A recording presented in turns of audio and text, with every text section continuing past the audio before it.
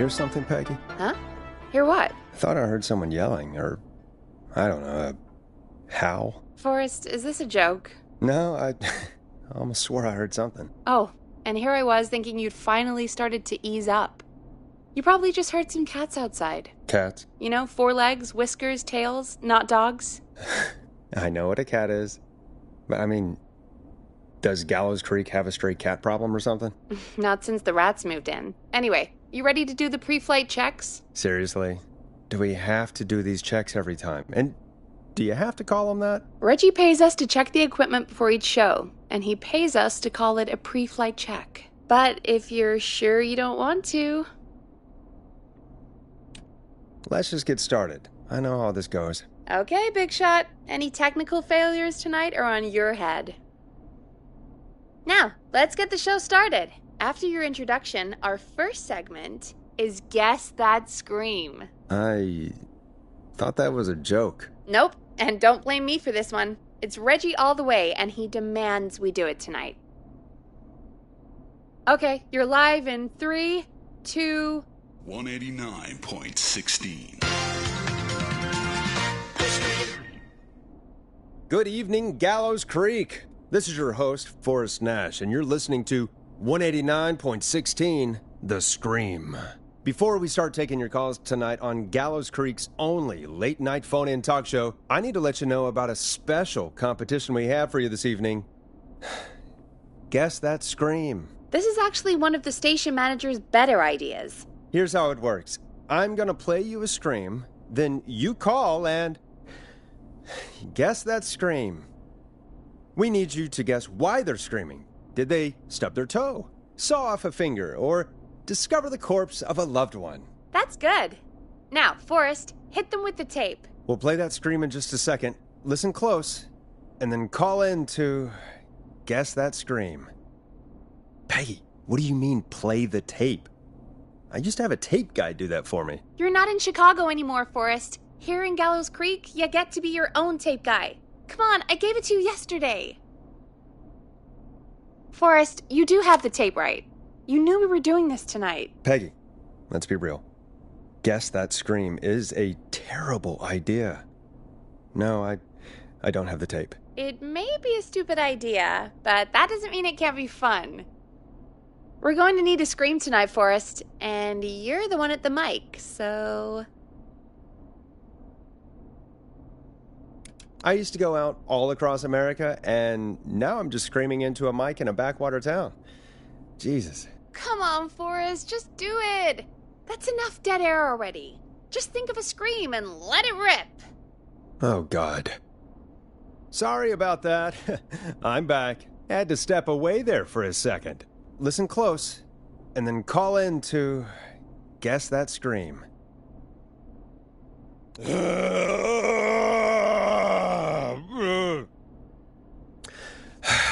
Well, folks, there you have it.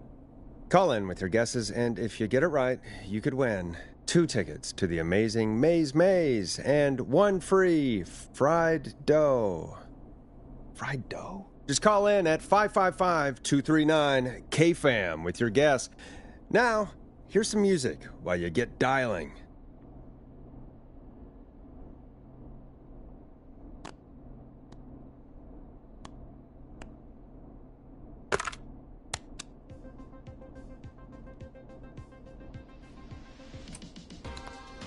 Oh, God, Forrest, that was amazing.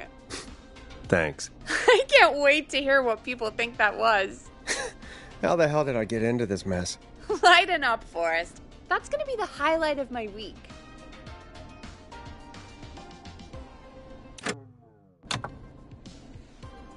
Oh, Forrest, there's a call coming in. Welcome to 189.16, The Scream. Caller, you're talking to Forrest Nash. What's going on with you tonight? Forrest, thank God I made it through. My name is Leslie Harper. I'm the 911 operator and police dispatcher for Gallows Creek. Welcome to the show, Leslie. Are you calling in to guess that scream? As a 911 operator, I bet you may have an educated guess. What? No! Look, I found a body and I need your help. 911 is calling me to report a body. Interesting setup. All right, I'll bite. What's the punchline then? Forrest, I recognize her voice. I'm pretty sure that actually is our 911 operator. I think this is real. Peggy, I'm not going to be happy if this is a prank. I don't do prank segments on my shows. It's in my contract. Forrest, I really don't think this is a prank. Leslie, if you're telling the truth, you should report this to the sheriff. What was his name? Sheriff Andrews or whatever? I'm at the sheriff's office right now. Wait, what? Sheriff Matthews is dead. What? Sheriff Matthews is dead? I couldn't get any response from the department. That's never happened before, so I came to the station and I found him. Oh, God, poor Sheriff Matthews. Do you know what happened to him? Someone got him. Someone got up very close and I really don't want to say what they did to him. Did he fight back? I don't know. I think he tried. He's surrounded by bullet casings. I think he tried to shoot at whoever it was, but...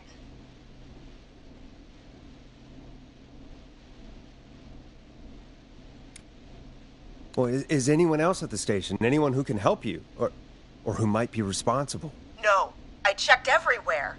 Deputy Martinez is here, but she's knocked out, tied up, and locked in a holding cell. I called you right after I found her. God. Wait. Please don't tell me that this hick town only has 2 cops. Don't be ridiculous. We have 3. But Officer Gunderson is on leave in Cancun. Leslie, do you have any idea who could have done this? Not a clue. I didn't see anything on my way over. Leslie, you need to call over to Henderson or Quiet Ridge. They need to send someone over from their department. I tried, but I can't call anything but local numbers. Something's wrong. I'll have to go there myself. Let them know what's going on and bring help back with me. But if you leave while there's a murderer on the loose, who's gonna man the emergency line? That's why I called. Forrest, I've routed all 911 calls to come in to you. No, I'm sorry, but this is a terrible idea. What on earth made you think to do that? You're the only person with experience manning a phone line around here. You're the only person equipped for the job. Besides, there are lots of transferable skills between the two. It's like an interview. You ask questions to get information you can use. Keep people talking, you know? Guide the conversation and know when to jump in. You do know that I'm so good at interviews, they sent me from Chicago to Gallows Creek, right? So I've heard. But that doesn't matter. And besides, there are 2 of you. You can talk to each other, discuss ideas, work together. Hell, let's have some on-the-job training right now. I have an emergency.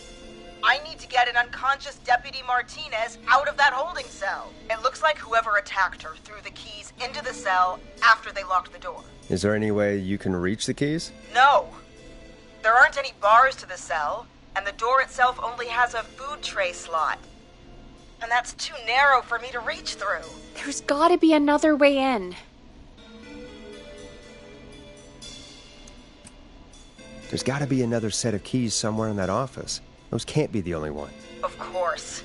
Yes, there must be another set. Where might another set be? Maybe Sheriff Matthews had a set of keys on him when he... you know. I couldn't see any at a glance, but I didn't really look up close. 1 second. Oh, I think I might be sick. Sorry, Sheriff. I'm just gonna turn you over and... Oh. Please don't stare at me. Oh, wait. That might be them. I think I got the cell keys. Looks like Sheriff Matthews might have saved his deputy. Do the keys work? They do! Give me a minute to untie Deputy Martinez. I'll be right back. So far, so good, I suppose. How are you feeling, Forrest?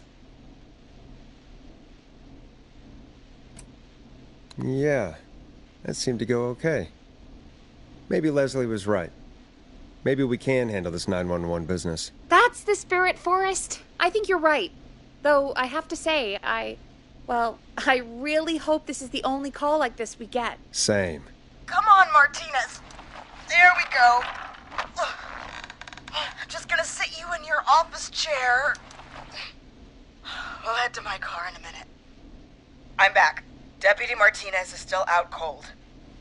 I'm taking her in the car with me to get help in Henderson. If the killer came back now, Martinez would be a sitting duck.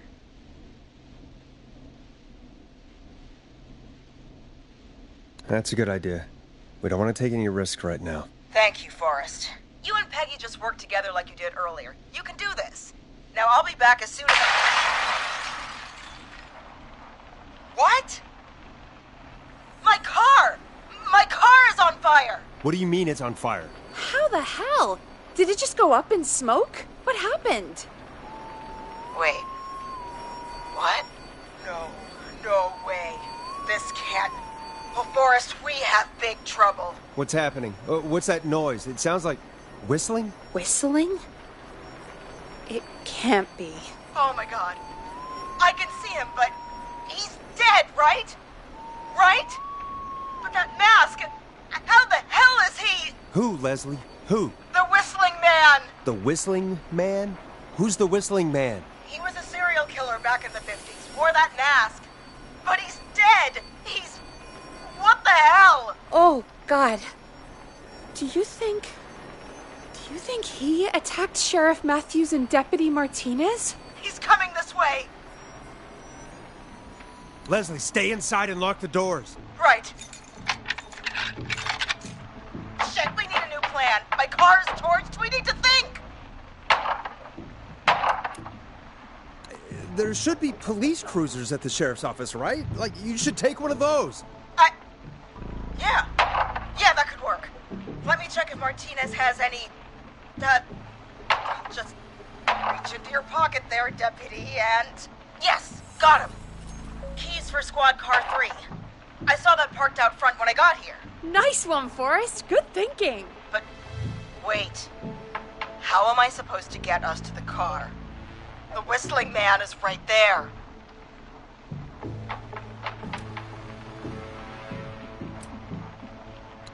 The sheriff must have a gun, right? Can you see it? There was a gun next to him. Let me grab it.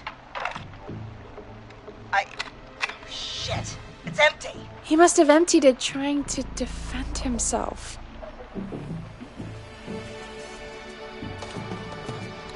Are there any other weapons lying around that you could use? I didn't see anything earlier. Let me check Deputy Martinez's belt.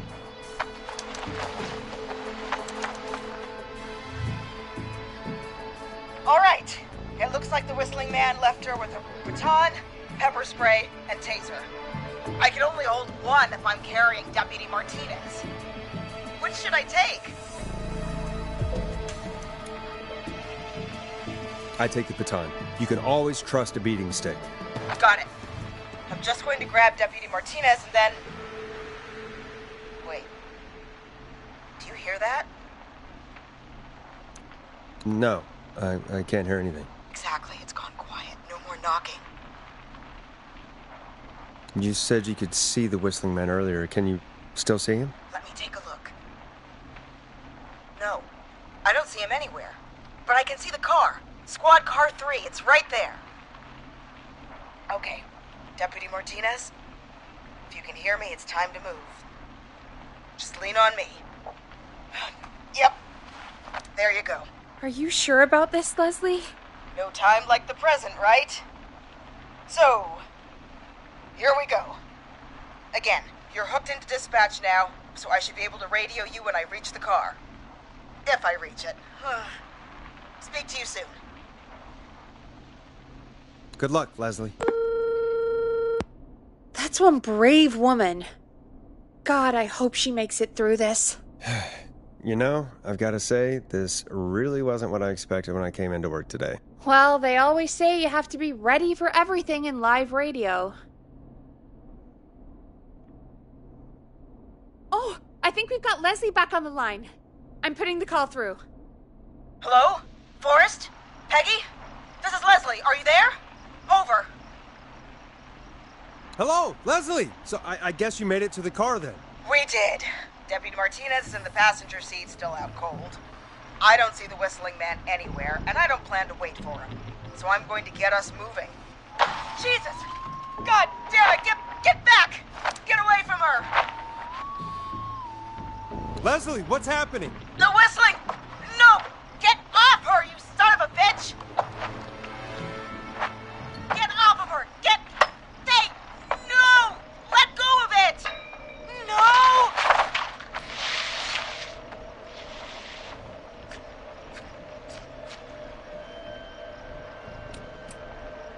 Leslie, go! Martinez!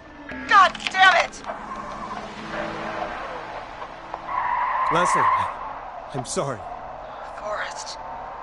He slit her throat. You need to get to Henderson, Leslie. We can't let this happen again. Peggy's right. We've all got our part to play now. How long do you think it's going to take to get help?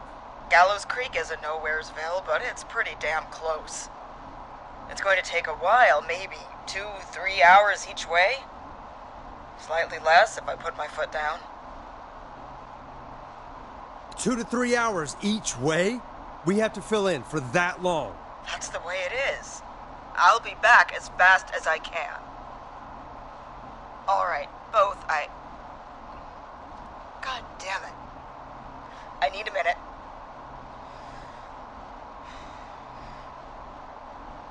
I'll be out of range soon. I'll radio back as soon as I can, once I got the cavalry. Take care, Leslie. And be safe out there. Good luck, Leslie.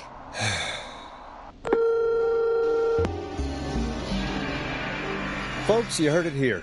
We've got a killer on the streets of Gallows Creek tonight. Please make sure to stay safe. And Leslie, we're counting on you. We're going to get back to the show meanwhile. If you have anything on your mind or have any information about this Whistling Man character, then give us a call. We'll talk here on 189.16, The Scream. For now, here's another hit record for you all to enjoy.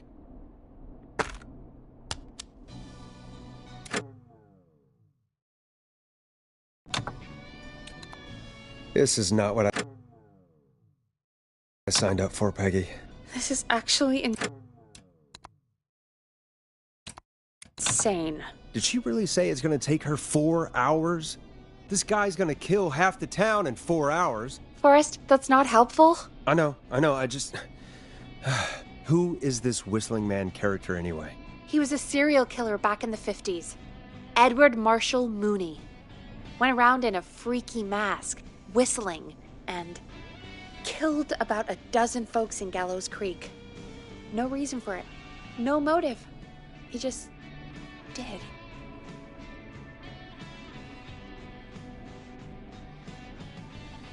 Okay. What happened to him? Well, police chased him up to Ellis Point one night. We call it Whistling Point now. And it was on this night, actually.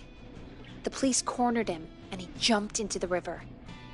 His body was never found. So is he alive? Dead? I mean, what's the story? Story is he's biding his time, waiting to take revenge on the town. All right, that's the story. What's the truth? Other than we have a whistling killer on our hands tonight, I don't know. So we're screwed, because it sounds like we're screwed. We're not screwed. Things just aren't great right now. At least we got the word out, I guess. What kind of listening figures do we get at this time? On a Thursday after midnight, could be around 35? 35. Isn't 3,500? Huh. I didn't realize Gallows Creek was that large. No, 35 people. At best. 35. That's... nothing. That's 35 people you're talking about, Forrest. They're not nothing. They're people. People who like tuning into our show. And what's the population of Gallows Creek? I don't know exactly. A little over 1,000? Oh. How many did you get before? You know. Before my career exploded and I ended up on a midnight hour talk show in the town of 1,000 people? Yeah. Before that. Around 5 for most shows on the low end. Big Gas could pump that up to 10, 15, easy. 5,000 on the low end? We could only dream of that. 5 million. Million? Yeah, sometimes that's just the way it goes. At least the Whistling Man hasn't killed me yet, I guess. Yeah, I guess we're gonna learn a lot about perspective tonight, huh? Oh, we have a call coming in. Take it when you're ready. Okay, Forrest, shut the music off. Hello, caller. You're live on 189.16, The Scream. Is everything, all right?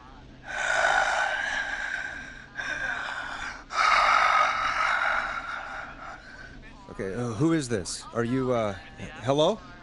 Hello?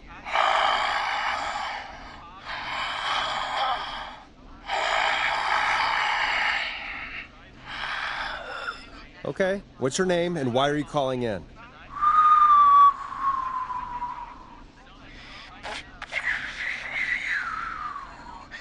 You know my name. I've come back from the dead to kill again. No one's safe.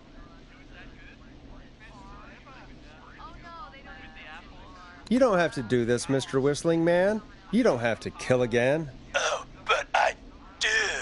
You must make a sacrifice to us. A sacrifice? To us? I mean, me. We want cheese-dusted pretzels. I want cheese-dusted pretzels. Or I'll cut your face off. Goddamn kids. I'm cutting them off. Yeah, cut him off. What? We also want a mega gulp. For anyone just tuning in, we do, in fact, have an actual killer out on the streets tonight. Anyway, this next one's dedicated to all of you staying inside with your doors and windows locked.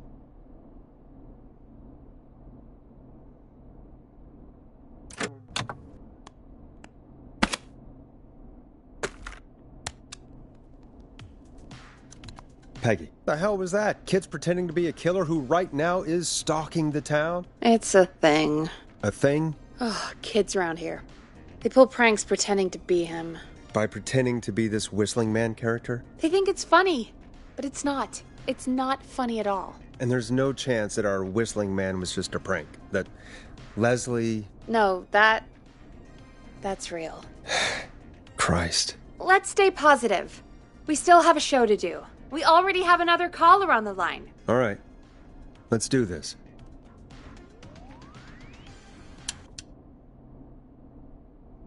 Hello, caller. You're live on The Scream with me, Forrest Nash. What? I dialed 911. I need the sheriff right away. Okay, right. Well, I'm filling in for 911 tonight. What's your name and what's your trouble? My name is Sandra Sharp, and I need the cops now. I'm sorry, Sandra, but the sheriff is dead.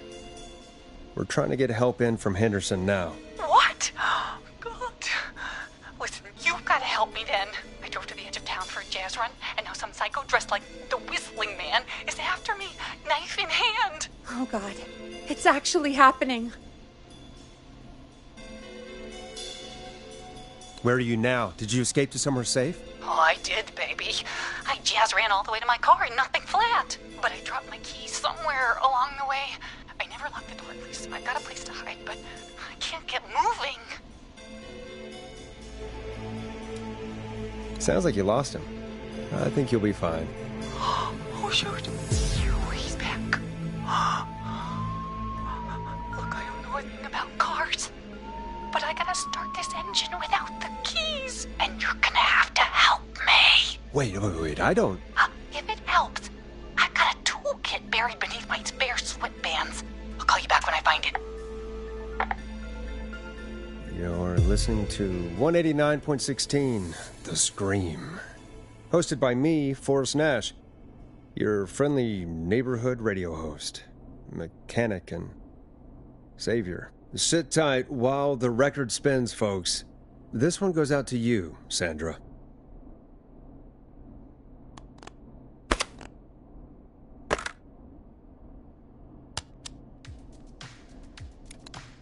Doesn't the station have a show about cars? The Tamora twins or something? Timberline twins talk motors. Yeah. You know they're not even brothers. Really? They look the same, though. I know, but they're not even related. It's weird. I asked them about it once, and they got really sweaty and defensive. Anyway, go see what you can find. The offices are out the door and down the hall. You find anything? I'm done looking. Let's just get on with the call. You sure about that? Yeah, let's do this. If you're sure. Time to turn the music off.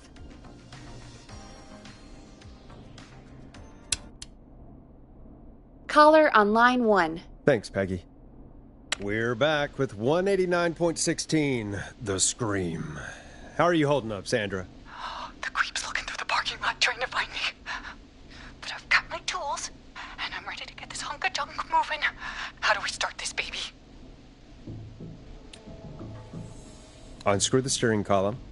All right. Just turn. 1, 2, 1, 2. God, how long are these screws? Okay. Cover's off. Okay. There's a bunch of wires down here all paired up, and oh God, my heart is pumping. Tell me exactly what you see. Okay, we can do this. There's a red wire, a blue wire, a yellow wire, a brown wire. Strip the blue and red wires and twist them together. Okay, here we go. Blue and red and twist and turn and... Oh, it won't turn off! Oh, don't listen to me. He has a radio. 3 pink wires going into the stereo. What do we do? Cut the middle wire. Oh my God! Who is coming back for me? Thanks for nothing, you bad mister. I do a mean kickball change and I swear I'm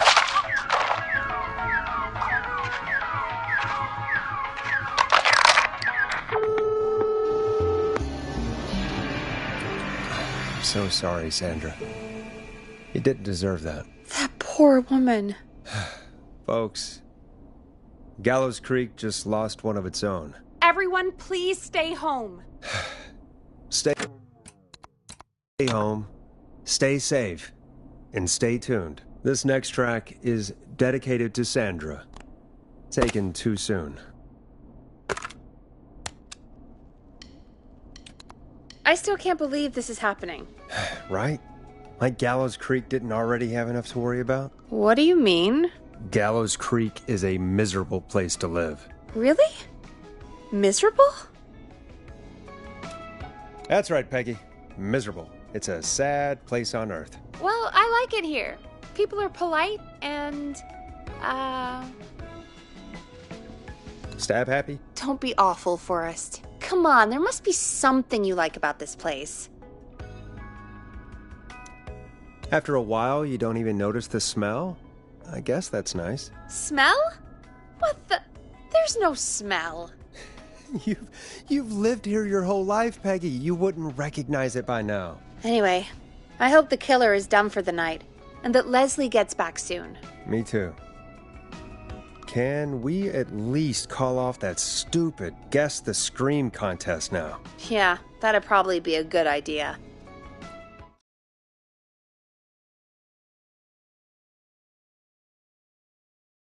On line 1.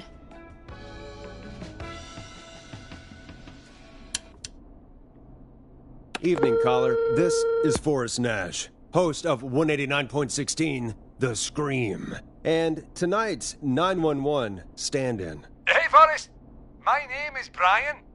Brian Ponte. Brian Ponte of Ponte's Pizza.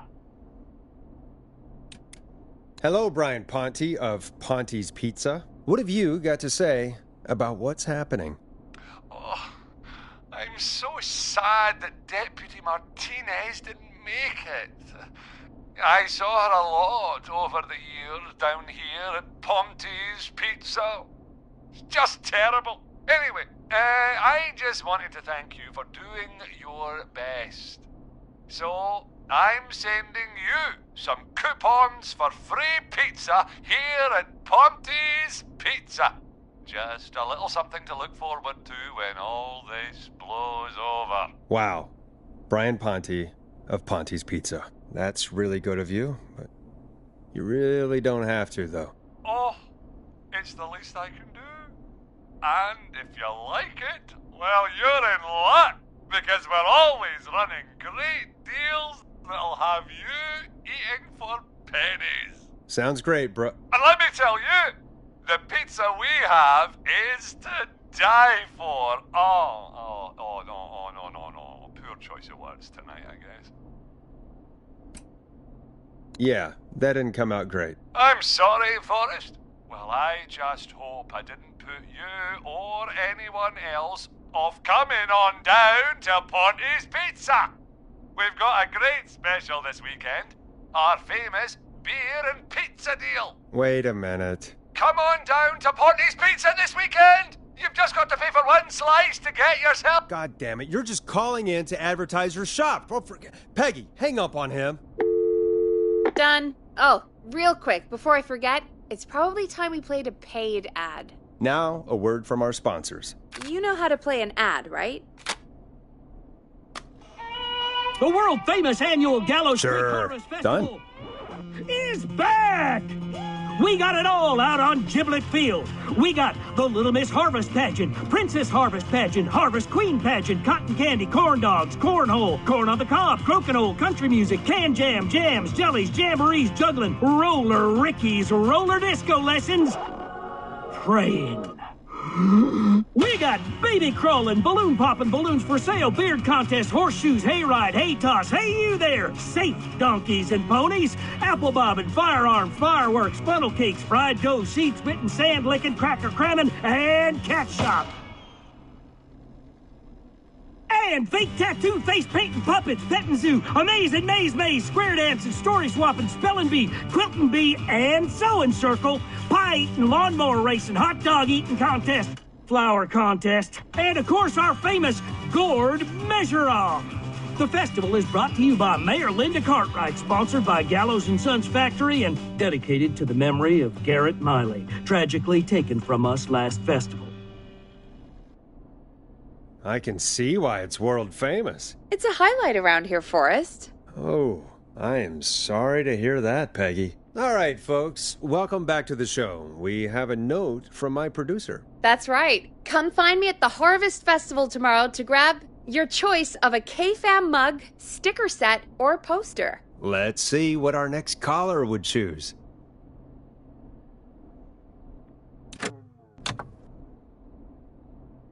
Welcome to The Scream with me, Forrest Nash. Yeah, Leslie. This is Maurice Russell from the Gallows Reporter. I'm at the office. This guy just broke in downstairs and... Wait. Forrest Nash? I want to speak to 911. Put Leslie on. What? God, another one? I am 911, at least for tonight, anyway. Damn it, son. I don't care who you are. Just put me on with Sheriff Matthews. Sheriff Matthews is dead. Dead? What happened?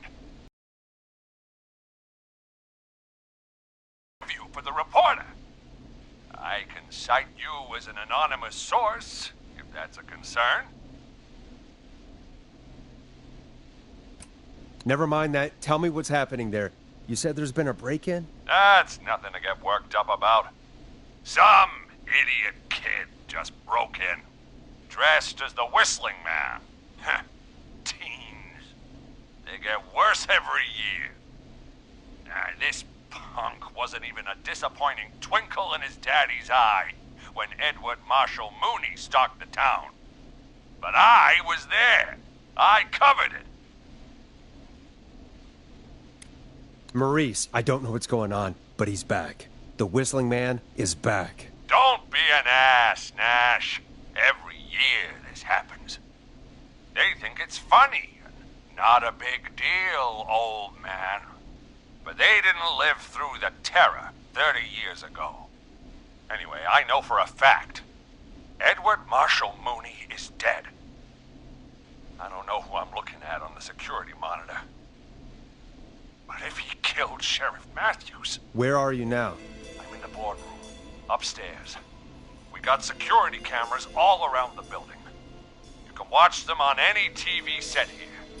And there's a set in the boardroom.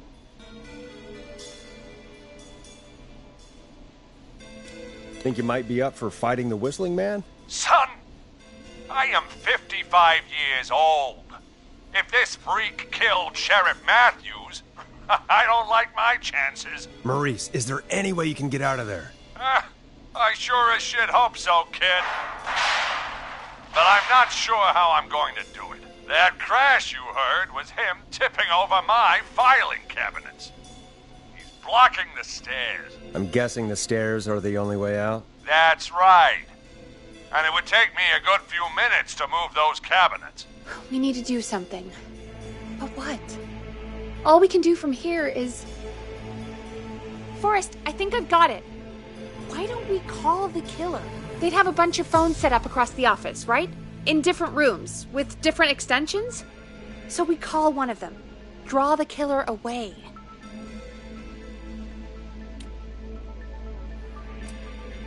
Buy Maurice time. That could work. Exactly! It's worth a shot. I can hear you, you know. The son of a bitch hasn't killed me yet. Yeah, sorry, Maurice. Peggy and I were just trying to figure out... You realize how stupid that plan sounds, right? For that to be successful, you're gonna need every phone extension. Plus, a plan of the entire office floor. All delivered while the killer is en route. I've got it. And thank God I've always been cool under pressure. Don't go anywhere.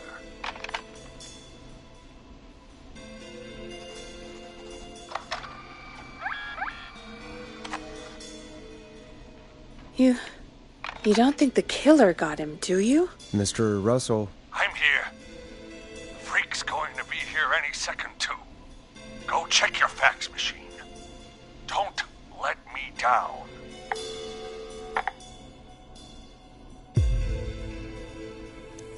I'll go pick up that map then. Go, Forrest! The fax machine's in the office on the other side of the hall. Thanks, Peggy. Be right back. Okay, go to the office on the other end of the hall, grab the fax from the machine. Easy. This must be it.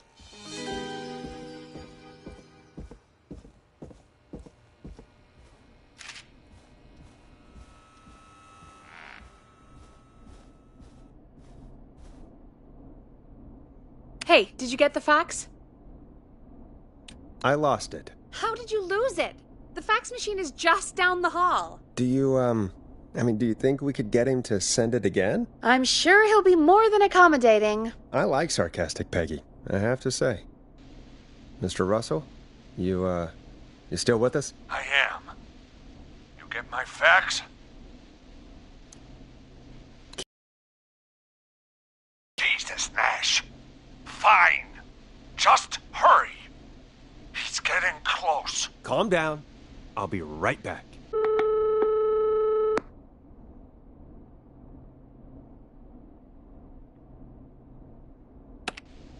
Mr. Russell, you still with us? I am.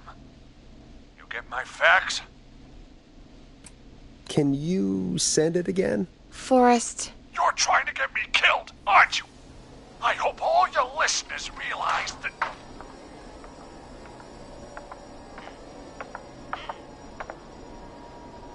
Damn it.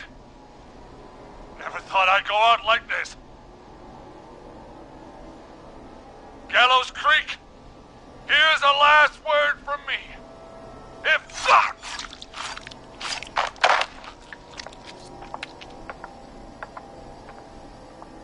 Oh no. Our thoughts are with the Russells. We're sorry for your loss. Poor guy. I mean, he was an ass, but that's no way to go. Let's put on a song. Give us some time to recover. I think that would be for the best, Peggy. Folks, we'll be back soon. If you have any stories about Maurice that you'd like to share, give us a call after this next track. Well, this is gonna be a long night. Oh, really? Feel like it's going pretty quickly to me. I could ask you some questions to speed things along. You're gonna interview me. You sure about that? You're not so scary. Besides, we've been working together like a week now, and you're still all shrouded in mystery. Did it occur to you that maybe I like being a mystery? Too bad. Question 1. Tell me about your family. What? Come on, Peggy, that's too general. Okay. Did anyone move with you to Gallows Creek? Nope. Now that's too specific. Too specific? Do you have any siblings? I don't. I'm an only child, and my folks are dead. Oh, I'm sorry, Forrest. You're sorry, why? Did you do it? Of course not. I'm just messing with you. Anyway, what about you? Any siblings? Your mom and pop still around? I thought I was asking the questions. You were. I'm just making conversation now. Oh. Well, my folks went the same way as yours.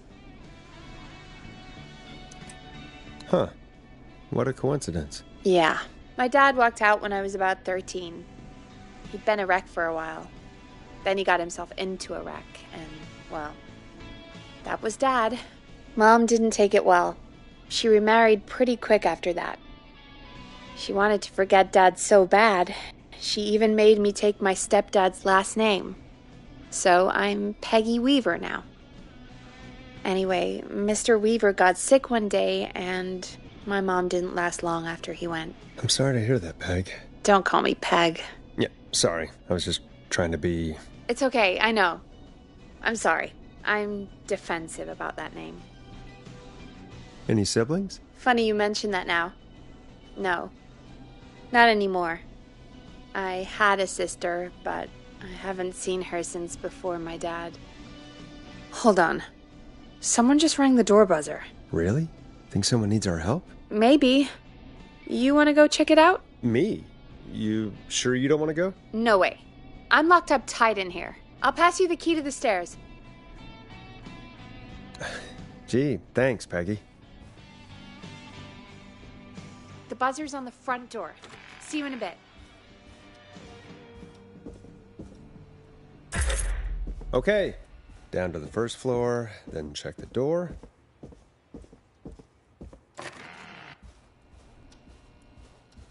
Wow. That was ominous.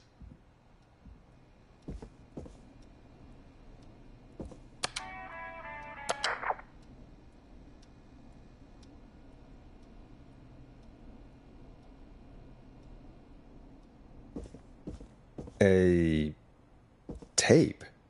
Play on air.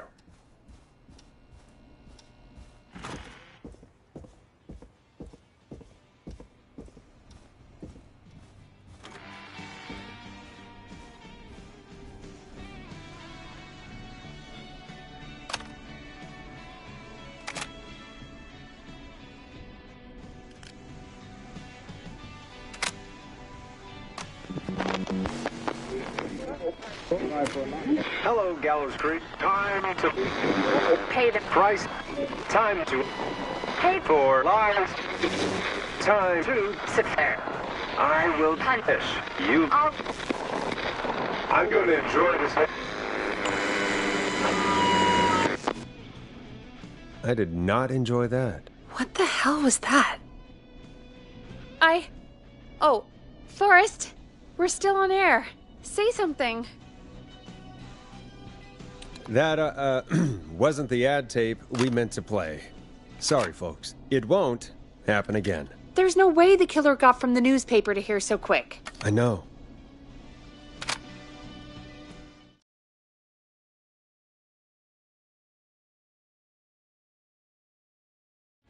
Thank you again, Mrs. Mackenzie, for the helpful tip. The bagger at the grocery store cannot whistle. We'll remove her from the suspect list. Let's go to a break. I need you for a second. All right, folks. We need to take a quick break. This one's for all those folks out there keeping the hatches battened. All right, Peggy, what's up? I pushed a cassette under my door. Go play it. You're right there. Why don't you do it? Just go get it.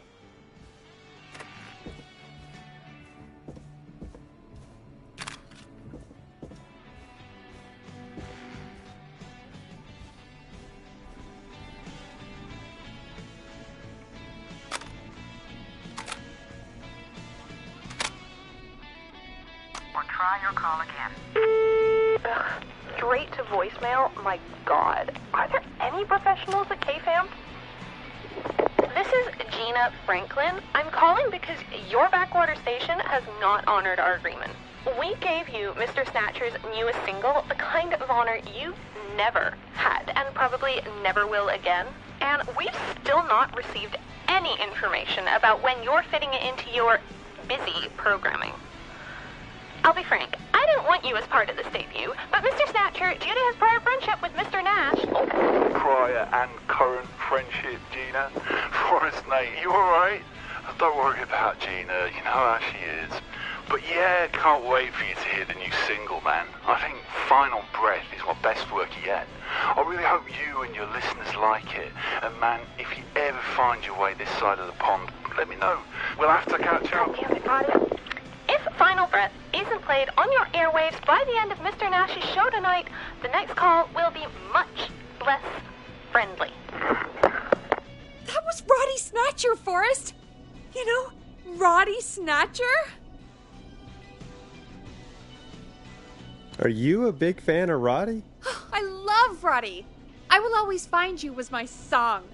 I wish we still had it in rotation. Oh my God, I can't believe you know Roddy Snatcher. And I can't believe you didn't tell me he sent you his new single. We have to play Final Breath. Where is it? I don't know. They mailed it to KFAM, not to me. Then it's gotta be downstairs at reception. Man, I can't believe Barbara didn't say anything. I mean, well, if that fiasco last Friday about the missing Knife and Easy track is any indication, folks at KFAM aren't against hoarding station music for personal use. I think we're still missing a few tracks, actually. Well, go get Roddy's song before Gina sues the pants off us.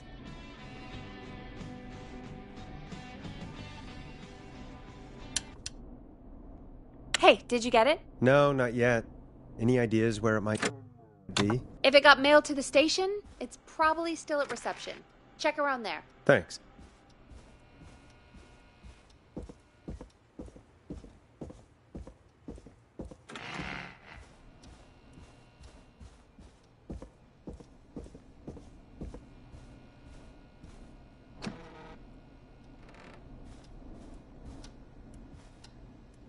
This must be it. Final Breath. My tiny selection grows.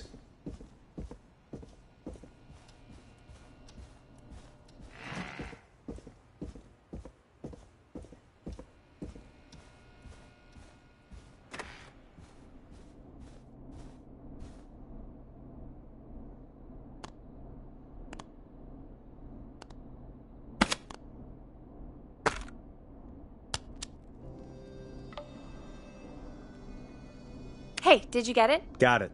Let's get this on the air. Gallows Creek. I'm pleased to say we're in for a much-needed treat. Up next, courtesy of the British sensation himself, is a track you won't hear everywhere. Here's Final Breath by Roddy Snatcher. Wow. God, Roddy's the best. He is. And more importantly, we should be safe from the worst of Gina Franklin.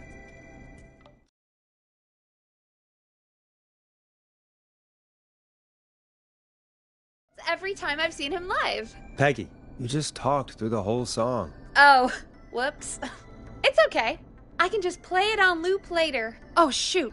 I just noticed we have a caller waiting. I really hope it's nothing serious.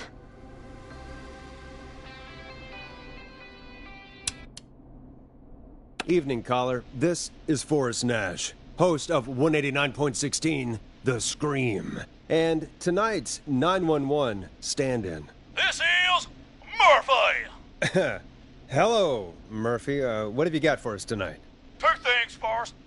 First, happy birthday to my son, Fernando. He's 3 today, and man, being his daddy has changed my life. I've learned how to live, how to laugh, and most importantly, how to love. Aw, happy birthday, Fernando. Feels like a weird night to celebrate, but, congrats? Thanks. And now, my other thing. I'm putting the word out to this so-called killer. You think you're tough, huh? Big man with a big knife, huh? Prove it. Come face me, a true warrior, at the Gallows Waste Disposal Plant. Guess what? Oh boy, here we go. I got all the tapes in Master Robbie's Dojo series. So get ready, whistling man. You just let loose the junkyard dog. Oh, no.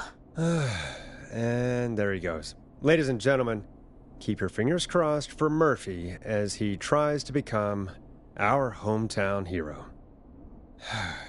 Anyway, we'll be right back after this commercial.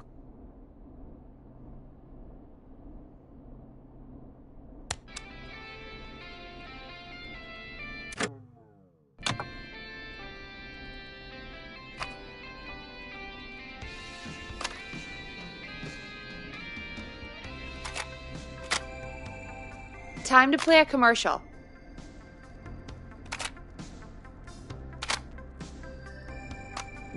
Teddy Gallows Jr. is a family man, a devout Christian, and a proud patriot. Teddy Gallows Jr. is Gallows Creek. Like his father and all his fathers before him, Teddy Gallows Jr. has worked hard to create jobs, improve infrastructure, and make Gallows Creek a good place to raise a family. Unlike current mayor Linda Cartwright, Teddy Gallows Jr. lives in Gallows Creek. He's our neighbor, and he stands with our neighbors. Like Sheriff Matthews, who, after years of keeping the peace, Mayor Cartwright is trying to force into early retirement. Teddy Gallows Jr. doesn't believe in keeping a good man out of a job. Teddy Gallows Jr. believes in the American dream. Does Linda Cartwright? Help Teddy Gallows Jr. keep Gallows Creek a good American town. Help him become mayor. Take a swing for Gallows Creek. Vote for Teddy Gallows Jr. My name is Teddy Gallows Jr., and I approve this message. God, what a jackass. 100% grade A asshole. Linda Cartwright isn't super herself, but she's not... Yeah, we don't have any more of those ads to air tonight, do we? No, just the one. Good. I have to ask, though, take a swing for Gallows Creek? He set the home run record for Gallows Creek High. Of course he's one of those guys. Yep, he played lots of sports back in the day, and he never lets anyone forget it. Right. Let's just get back to the show. Well, folks, hearing that reminds me that every vote matters. That ad really made me want to take a swing at Teddy Gallows. You mean take a swing for Teddy Gallows? Yeah, sure. Let's find out from our next caller who's got their vote. We got a caller. You know what to do. Hello, caller. You're live on the stream with me, Forrest Nash.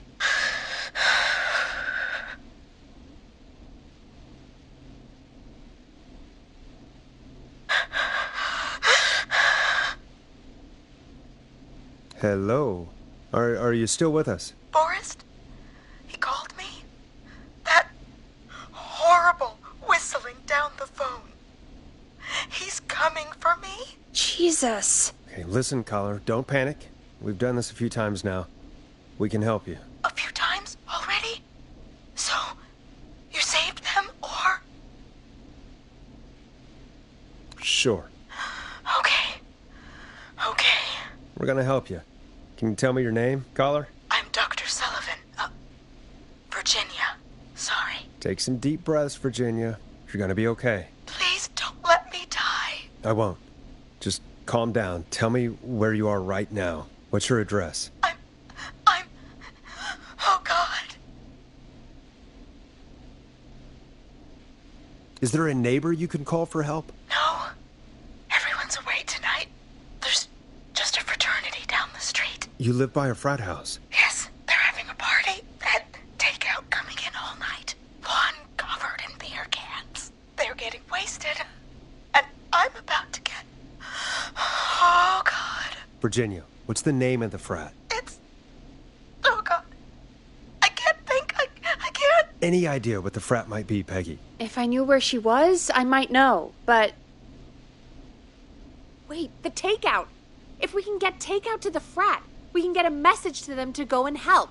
Virginia, who did they order takeout from? I don't know.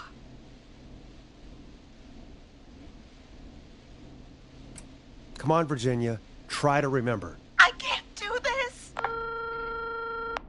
Well, folks, seems like our Virginia hung up. While we try to figure out what takeout to order, here's some music for your own midnight snacks.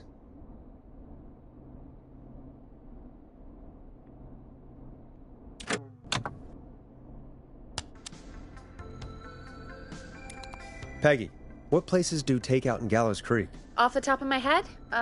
Well... There's the barbecue place, Grilling Spree, and you can order from Chalupa Cabras. Oh, and of course we have Ponte's Pizza. That's it, I think. All right. We'll call each place and ask who they deliver to tonight. That's not going to work. Takeout client privilege. What? There was a lot of competition back in the day. Things got ugly. It's a long story. But what we can do is this. We figure out where the frat boys ordered from, call the takeout pretending to be from the frat, place an order, and include a note asking them to call the station. There's no other way, is there? Not that I can see. Well, let's not waste any time then. That's the spirit.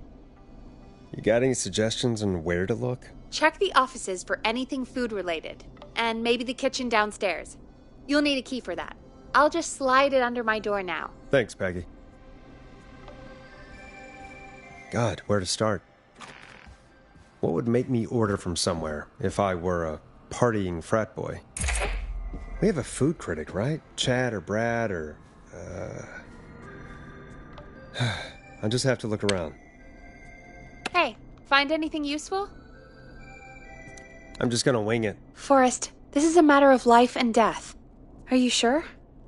Let's make the call. Okay, Forrest, shut the music off. Okay, Forrest, what'll it be?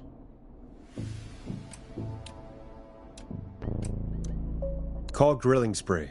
Okay. The Grill Reaper is on the line. You're through to Grilling Spree. We've got barbecue you'll die for. Fratmen calling. We're in major need of foods for dudes. Can I just have your order? I want ribs, big ribs, for my frat house brothers. Same place as before, you know, the frat house. Same address? Alright, we'll get it to you soon. Oh, and one more thing. Can you add a note to the order that says to call K-Fam? A note? Okay, you better tip for this. And now we wait. We should put a song on. Agreed. This one goes out to our delivery workers.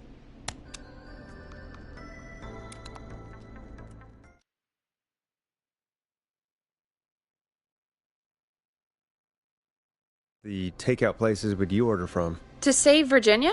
No, where would you actually eat? Oh, I mean, they're all pretty equal.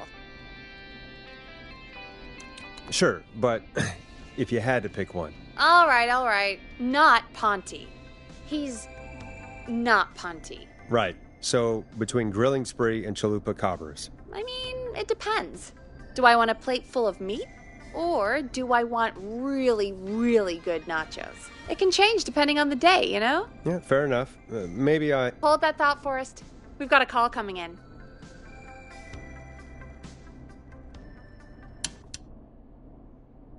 Hello, caller. You're live on The Scream with me, Forrest Nash.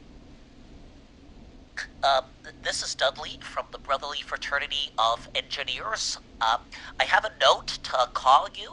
Hey, weird question. But you aren't the only ones on your street tonight, are you? No, sir. I think everyone on the street is in tonight. Yeppers. I've just visually confirmed it. I see cars in the driveways, and a couple of lights on. Everyone's in, yeah. Oh. And you've not been throwing a loud party all night, have you? I certainly hope we haven't disturbed our neighbors. Why do you ask, sir? Forrest, we have a new call coming in. Forrest, line 2.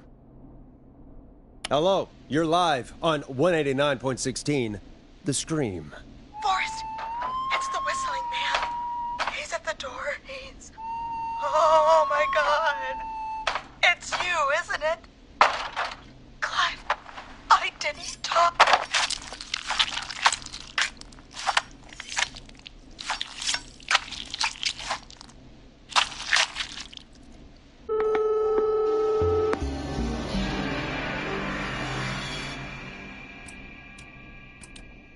I guess the takeout here is to die for. Forrest, what the hell? That doesn't even make sense. Swing and a miss. To everyone listening, I know things look bad, but please don't lose faith. We will stop this whistling man, and I think Virginia may have just given us the clue we need. What was that about Clive I didn't talk? Do you know what she meant? There's a janitor here at the station named Clive, but your guess is as good as mine. All right, folks. Seems we may have a lead. If any of you know a suspicious Clive, then please call in. It could save lives. In the meantime, looks like we have another caller.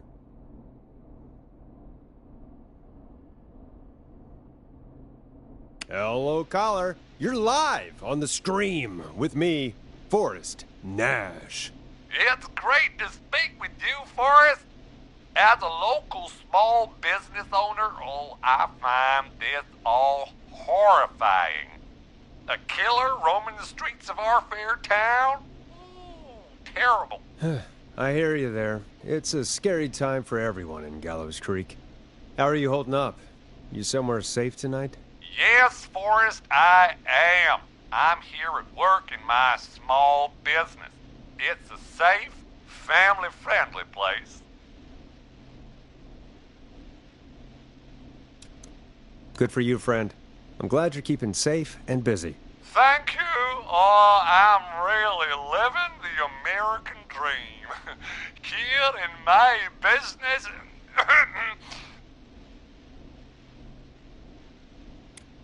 You must really, really love your work. Oh, I do.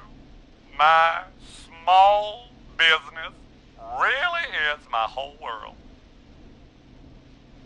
What's your small business? Oh, well, I'm not really big on promotion, but since you ask, it's Ponty's Pizza! The best and only pizza place in town! Come on down and get yourself a cracking deal on our 2-for-1. God damn it, Ponty, no! No free ads! I wonder what would have happened if we called Ponty's instead. Look, he's gone now. We already have somebody else on the line. Just take a deep breath and let's keep going.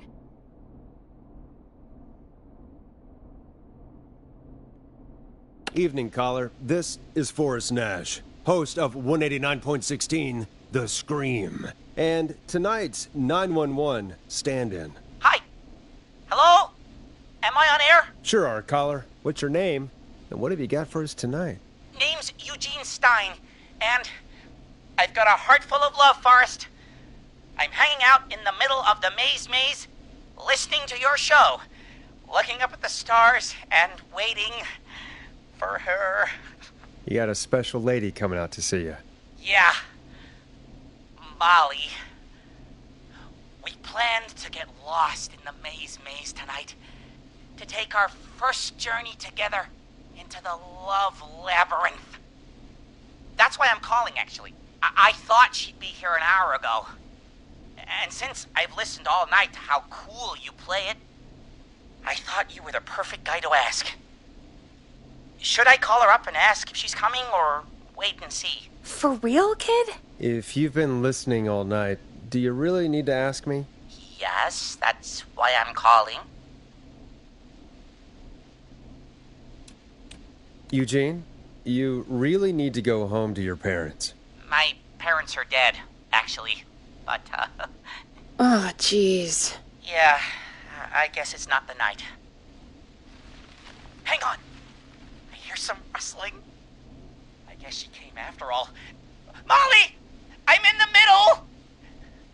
It'll take a little while to get here, but, thanks again, Forrest. It's been good talking. Oh, wait a second. Molly can't whistle. No, this is supposed to be the best night of my life! Not the worst. Stay calm, Eugene. We'll get you out of this. Carm! I'm about to die a virgin! Listen, Eugene, breathe, hide, and call back in a minute.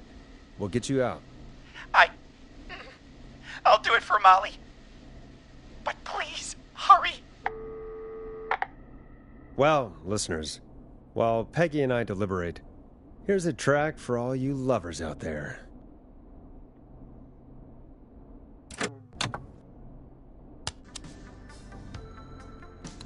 How the hell am I supposed to get him through the maze? You know Barbara, our receptionist? She's a maze fanatic. Shame she isn't here. I was supposed to go with her last week, but she changed her mind. Maybe we should call Barbara then, if she's so big on the maze. We could, but I don't actually know her number. But she probably has maze stuff somewhere. Go and see what you can find. That'll hopefully be enough. Which one is Barbara again? Barbara! You know, Barbara! Forrest, I've seen you speak to her. Help me out, Peggy. She's the receptionist. Sits at reception, never does any work because she's talking to Brad all day. Ring any bells? Right, yeah, sorry, I guess it's just the stress of... No excuses. Just go and find something to help us.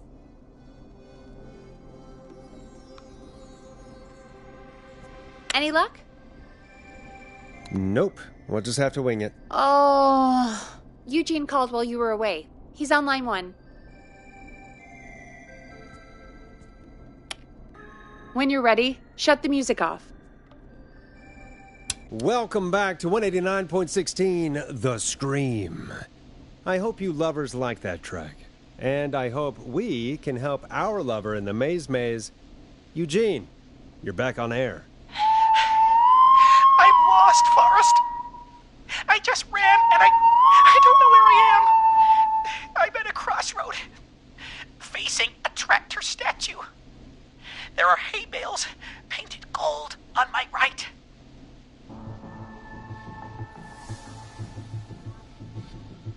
Go forward. Okay, here I go. This, doesn't look right. No, I'm going back to where I was. Jesus! Oh, shit! He's cutting through the walls! Where do I go? Go backwards! Okay, I'm going! Please, no! You don't have to do this! Ah! I think I'm gonna be sick. Stupid kid. What the hell was he doing out? I don't know. By the way, why do you think Molly missed their date? Do you think she's okay? Unfortunately for Eugene, I think she probably never left home.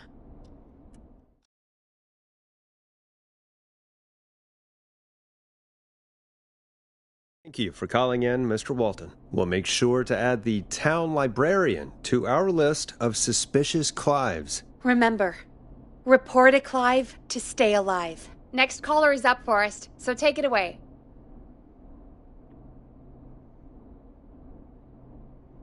Caller, you're through to Forrest Nash on 189.16, The Scream. Hey, wonderful show tonight, Forrest. Well, that's kind of you to say. Thank you. What's your name, caller? You can call me Dawn. Could you play my tune, Forrest? Your tune. Sure. Long Ride Home. That old song. Sure. We got it. I think I played it the other day. Thanks. It'll be good to hear it again. All right, folks.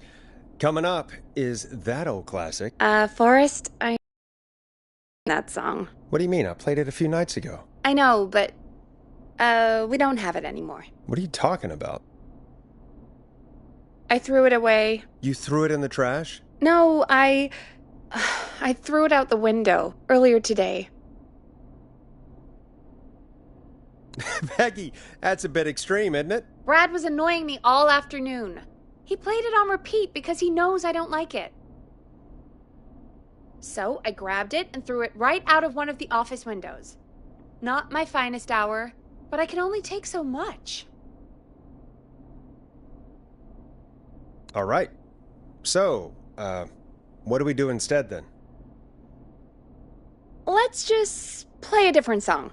We've got more important things to think about anyway. Gotcha. Okay, folks. Here comes some unrequested music. Sorry about that, Dawn. Maybe try again tomorrow night. Sorry.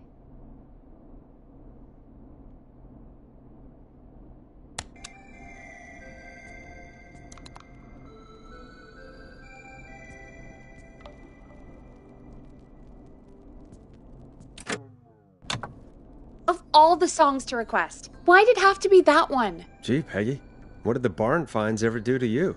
Wrote that song, for one. It gets real old when you're forced to listen to it on repeat for years. Why couldn't they just request Roddy? Oh, Forrest, scrap the song. We have another caller. Sorry to cut the music short, folks. Callers take priority tonight. Welcome to 189.16, The Scream. This is Forrest Nash. Forrest?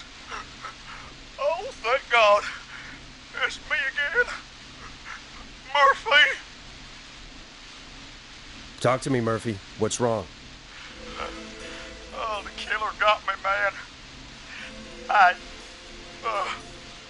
Why did I ever trust a guy named Master Robbie? That's not important right now. Just tell me what happened. Goddamn Mason. He came to the gallows waste disposal plant. Beat on me, man. Carried me inside and locked me in a dumpster. I got a flashlight, but... Oh, goddamn. I smell smoke. I think he started a fire. Hold on, Murphy. We'll call for help right now. You gotta hurry, man. I need someone here now or I'm gonna die. Peggy, get the fire department on the line. On it. All right. Now just... Come on, pick up. Hi. Yes, I'd like to report a fire over at the Gallows Waste Disposal Plant. It's an emergency. What do you mean it's not operational? Why is there no backup vehicle? Oh, god damn it! Forrest, that evil son of a bitch slashed the tires on the town's only fire engine. They can't do anything. But I have a few friends who live nearby. Maybe one of them can save Murphy. Where do they live? My friend Alex lives on the corner of Haddonfield and Romero Street, and Catherine lives on the west end of Myers Lane. And there's Jericho on the east end of Myers Lane. But he's... old. Really old. Okay, I'll check the map, see who would be best to do this. All right, Forrest, who should I call? Who can help Murphy?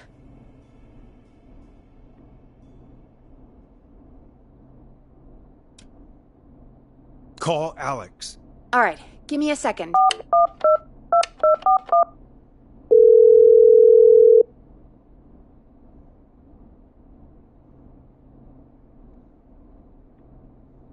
They're on the way. They'll call from the plant. You can direct them from there. Well, let's hope they get there in time.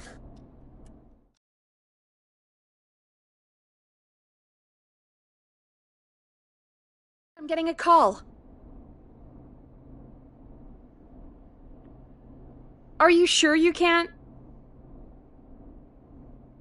What's happening, Peggy? Alex was too far away. Too slow. The plant burned down. It collapsed. So Murphy is... Poor Fernando is gonna be crushed. His father died a hero. He was just trying to protect the town. That's actually pretty nice, Forrest. Murphy, I promise we will stop this. For you and for Fernando. Peggy, it's going to be all... Forrest, we have another caller. Let's not waste time. All right, folks. Another of our good citizens is on the line. Let's see what they have to say. Welcome to 189.16, The Scream, with me, your host, Forrest Nash. Forrest, Teddy Gallows Jr. here. I just want to say that my thoughts and prayers are with my Gallows Creek neighbors during this awful time. Oh, it's mayoral candidate and scion of the town founders, Mr. Gallows. Are you in danger? We need to be a town of law and order. We need cops who have the tools and funding they need to keep us safe. Okay, Teddy. I know you're an outsider to our little town here, Forrest. But you're really stepping up to bat for us all tonight. I just want to say thank you for taking a swing for Gallows Creek. Jackass.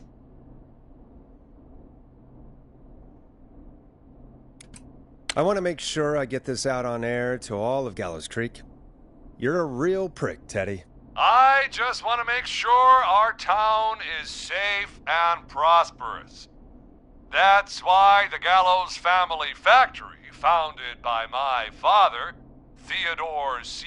Gallows, God rest his soul, which employs over 200... Teddy, unless you've got an emergency, I'm cutting you off. You know what? I do have a problem. A problem that's ruining our town. You know what it is?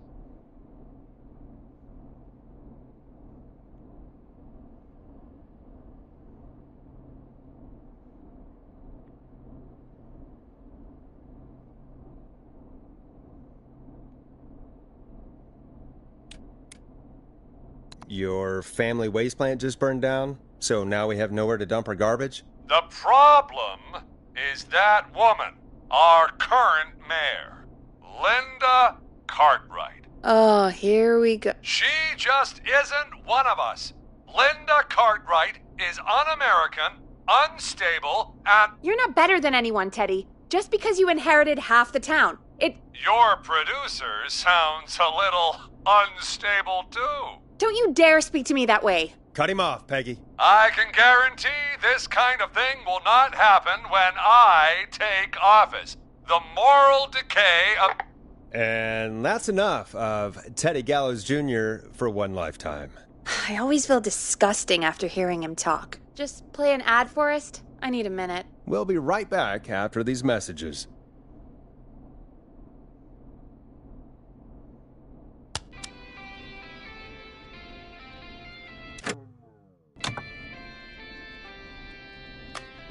Teddy Gallows Jr. is a family man, a devout Christian, and a proud patriot.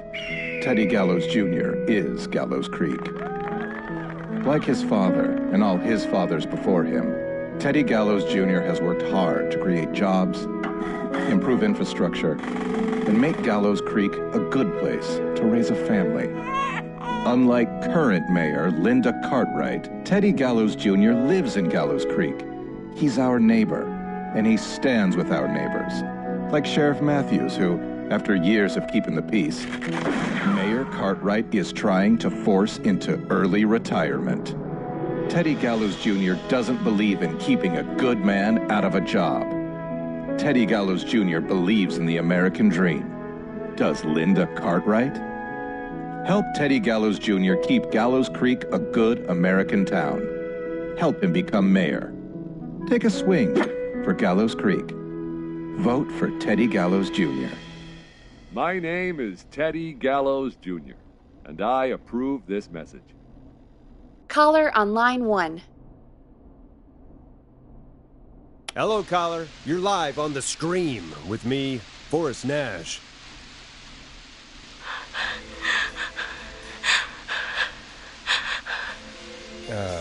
Hello, caller. Who is this? I need the police. I'm Forrest Nash. I'm standing in for 911 tonight. What's wrong? There's a guy hunting me and my friends. I think he's killed some of them already. That's him. He's just outside. I can see him from up here. God damn it. She's just a kid.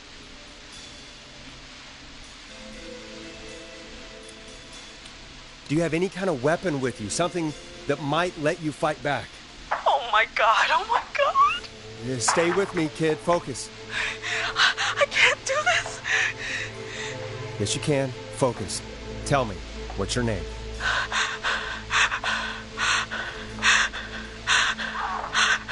Sweetie, you can do it. What's your name? Carrie. Good. Carrie, listen to me. We're gonna get you out of there, all right? Now, where are you? The old murder house. Upstairs. I'm at the end of a hall. There's a bathroom, a couple bedrooms, a closet. Oh, he's coming. Where should I go? Go to the closet.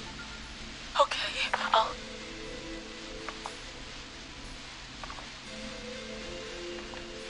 He's here. He's here. He's gonna kill me. Forrest, I don't think we can...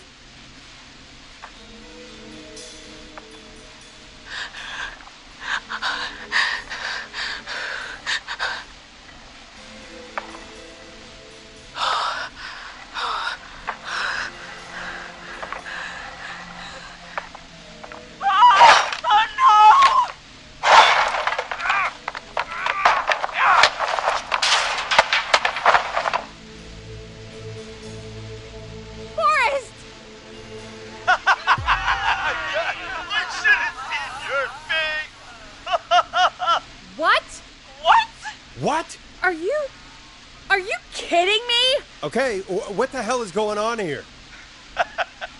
Oh, who's on the phone, Carrie? The cops?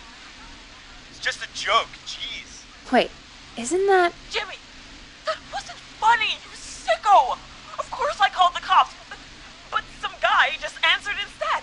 What guy? Forrest Nash. What the hell are you all doing? It's prank night, old man. We're just having fun. That's the kid. The kid who called in earlier pretending to be the whistling man. That's it. I'm out of here.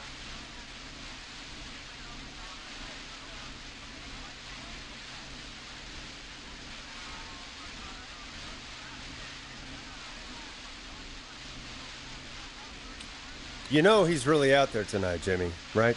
Yeah, right. It's just whistling night, man. That little idiot. Whistling night? It's a stupid tradition. Especially stupid since that one kid died back in... Would you take off that stupid mask if it's hard to breathe? Who's under there anyway? Is that you, Seth? Idiot! Seth is right next to you. That's, wait. Oh, no. Who are you? Oh, no, man!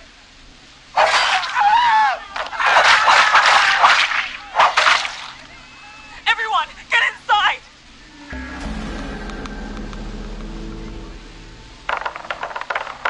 You two, barricade the door. Scott, Heather, you barricade the back. As long as he's out there and we're in here, we're safe, right? You bought time, but not much. Forrest, we have to... Heather, I already called the cops. Forrest picked up.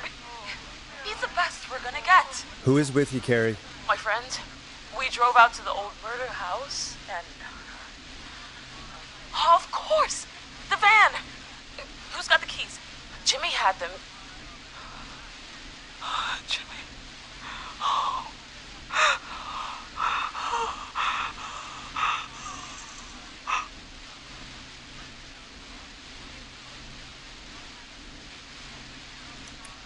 Focus. Stay focused, Carrie. Focus.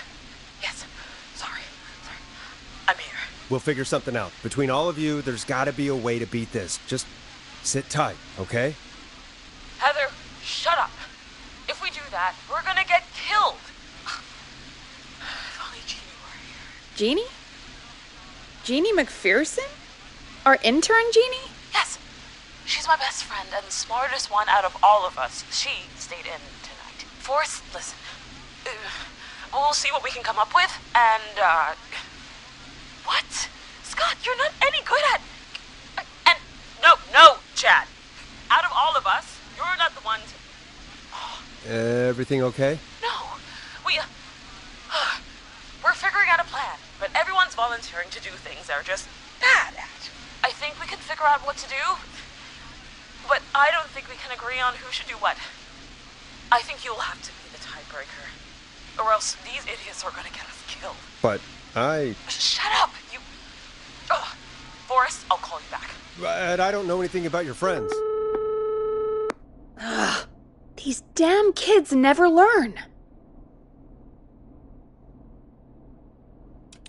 Breathe, Peggy. It's okay. Ugh, they do this kind of thing every year, Forrest. People get hurt. All right, folks. We're gonna work out a way to save Carrie and her friends. This next one goes out to all the trapped kids out there.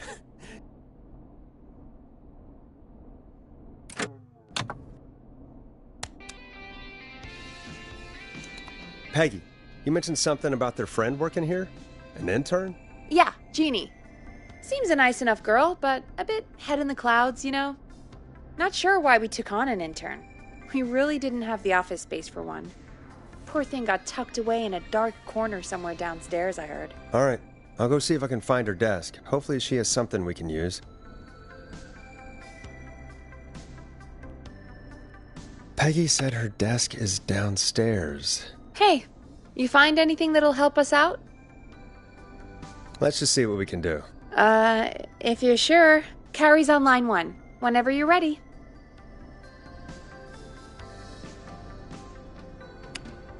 Okay, Forrest, shut the music off.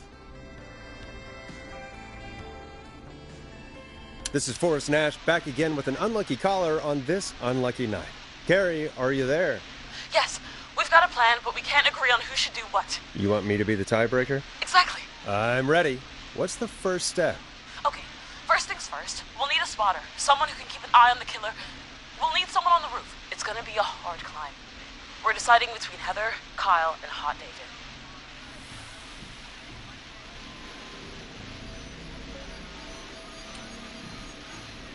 Kyle's my pick. Quit whining about your inner ears, Kyle. You got what you wanted. Part 2. The Whistling Man padlocked the gate back to the road. Before we drive out of here, we need someone to pick the lock. Seth, Jennifer, and Scott all want to do it. Scott. We know, Scott. You play a rogue in your weird basement game. We'll see how it goes in real life. Anyway, that brings us to part 3. Getting the van keys. I'll volunteer for this. I don't know Jimmy as well as you guys, so it'll probably be easier that way. Then is part 4. This is a very detailed plan. I'm impressed. Yeah, it's weirdly easier to think when you're about to die. You're doing great. What's the next part? Part 4, we need someone to lead the Whistling Man away. We need a fast runner. For this one, we're trying to decide between... Who was it again? Hot David, Cynthia, and Seth.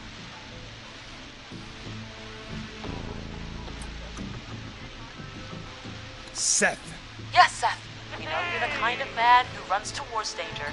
But today, we really need you to run away, okay? Sweet. Okay, let's recap. We get the eyes on the roof. A runner distracts the killer while we grab the van keys and pick the lock on the gate. Now the tricky part. The getaway. Ooh, what's the plan there? Well, we can't all outrun the Whistling Man. But he thinks we're just a bunch of Let's use that against him. Part 5. We trick the killer into a trap. Someone can pretend to be injured. Who would make the most believable lead? Who you got? We got Lisa, Tammy, and Cynthia. Cynthia. Right, Cynthia. Will do. That should take care of the killer. And then it's time to get out of here. Finally, part 6. We need someone who can drive us through the woods and back to Gallows Creek alive. Who's our getaway driver? Should it be... Who have we got? Chad, Jennifer, Tammy, whatever. Forrest, you know what to do. Tammy. I know we all loved watching American Skid. Yes, yeah. Just do what they did in the movie. Thanks, Forrest. We'll just take a few seconds for ourselves. And it's go time. Sounds good. Talk to you in a sec. Good luck, Carrie. That actually sounded like a pretty good plan. Impressive as hell, right? Damn straight.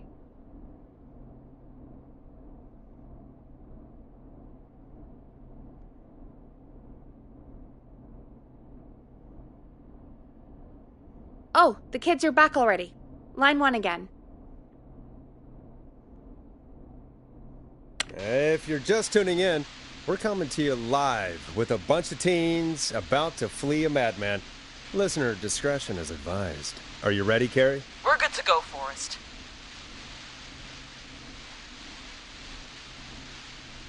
Good luck. And Godspeed. You got this. Here we go, everyone. Spotter, to the roof. Whoa, careful. All right, Renner. Get ready. Wait for the spotter's signal. Spotter says go.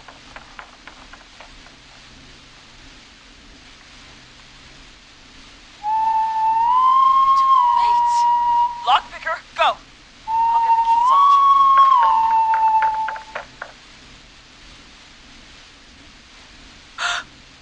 Oh, Jimmy. Oh, his face is... The keys, Carrie. You need to get the van keys. His face is lying next to him, Forrest. He got cut. Oh, God. His face got cut off?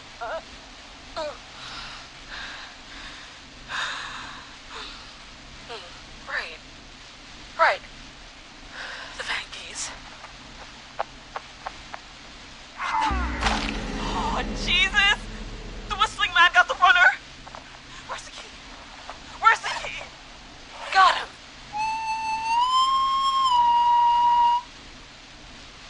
God, hurry up, lockpicking! Oh my God!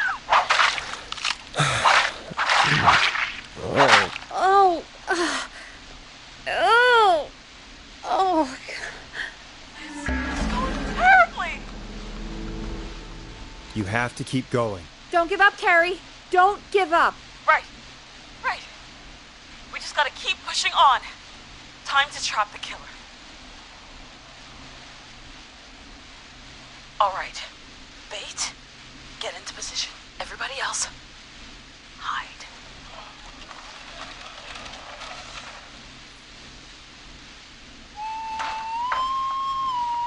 Okay, performer. Now, act like your life depends on it. There he is. He's buying it. Oh no. He knows. Hey, damn it. Now, push the bookshelf over.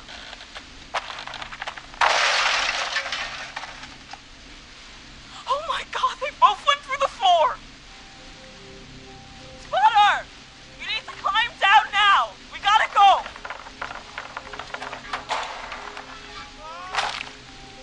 Damn it! Everyone's in the van now! Driver, take the keys!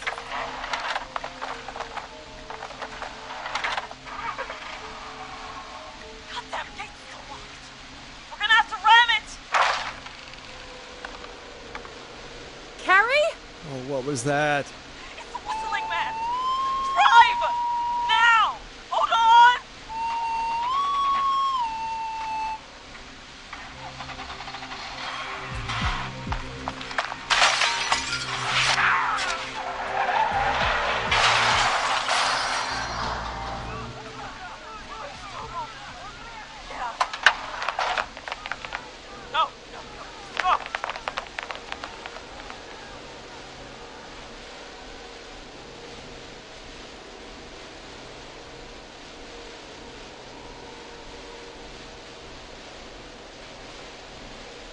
Carrie! Carrie! Oh, we crashed. Everyone ran. My leg's trapped. Forrest.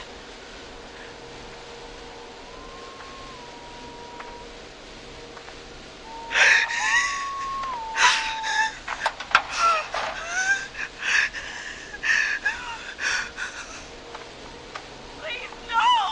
No!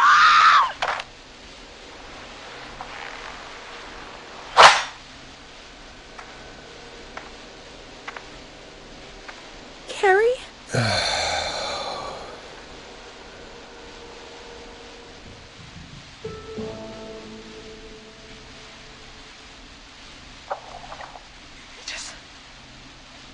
He just stared at me. Carrie! Carrie? He just stared at me and got my leg out. I don't understand. Thank God you're okay. Can you get somewhere safe? I can make it home. Thank you both for helping. If you hadn't, I guess the plan was just... I'm sorry about your friends, Carrie. Thanks. I need to get home. Breathe, Carrie. You're okay now. I'll call you when I'm somewhere safe. Talk to you then. Folks, that was a lot. Our thoughts go out to the parents whose kids won't make it home tonight. For any kids listening in, please stay inside and stay safe. And parents, hug your kids extra tight tonight. Here's a song for the girl walking home in the dark.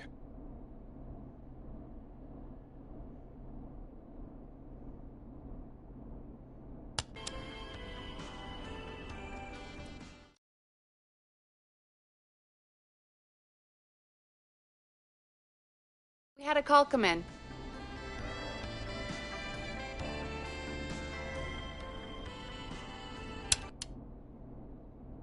Forrest Nash here. Listeners, we've got another caller live on 189.16, The Scream.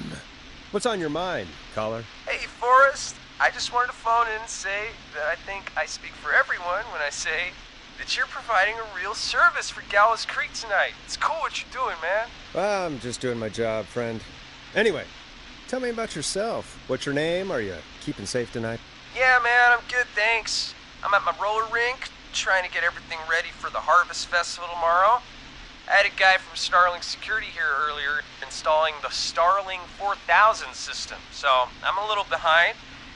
As for my name, my friends call me Roller Ricky, and I now consider you a friend, my man.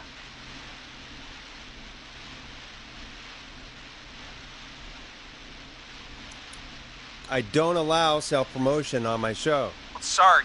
Sounds like roller skating is more than just a job to you. So is this vocational? I wasn't always Roller Ricky. Once upon a time, believe it or not, I used to go by just Ricky. Yeah, back then, things were pretty rough. I used to roll with a bad crowd. Not all bad, but there was one guy. Anyway, some bad stuff went down. I harbored a lot of guilt for a long time and turned to the bottle. I didn't really talk about it or even know how to talk. It's just how it was. That bottle took the best years of my life. Or so I thought. It's never too late, Roller Ricky. How did you turn things around? I joined a support group. I opened up about my problems. Sharing that burden just took so much weight off. It's a long story from there, but I found roller disco. I learned how to have fun again, cutting loose and making shapes. Now whenever I get down, I get down. I'm finally free from it all, man. It's important just to talk to somebody. That's the first step. Ain't that right, Max? Aw, hello, Max.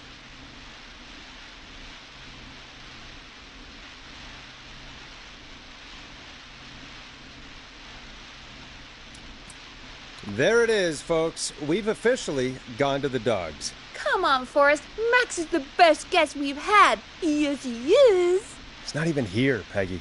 Max is my emotional support dog. He's a rescue dog, but I always say he's the one that rescued me. He's the best dog a guy could ask for. Of course, the first thing I did was teach him how to skate. He's better than me now, a real pro.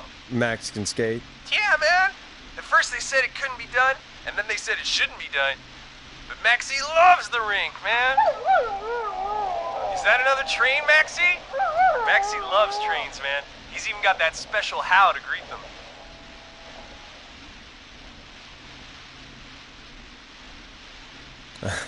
It sounds like you two make a great pair. Maxie appreciates all the positivity you're throwing out, my man. You know, I'm actually hosting free skating lessons tomorrow at the festival. I think it's a great opportunity to give back to the community. Man, all this talk of skating's got me itching for a boogie. Before I switch my radio off for the night, could I request a song for us? Something I can groove to, you know, something funky. It'll be me and Maxie's final boogie breakdown tonight. Then I think we'll take it down a level. I can do that. Thanks again for calling. You and Max, be safe now, okay? Bye, Maxie. You got it, man. Peace. Well, folks, this next one goes out to Roller Ricky and Max. Enjoy.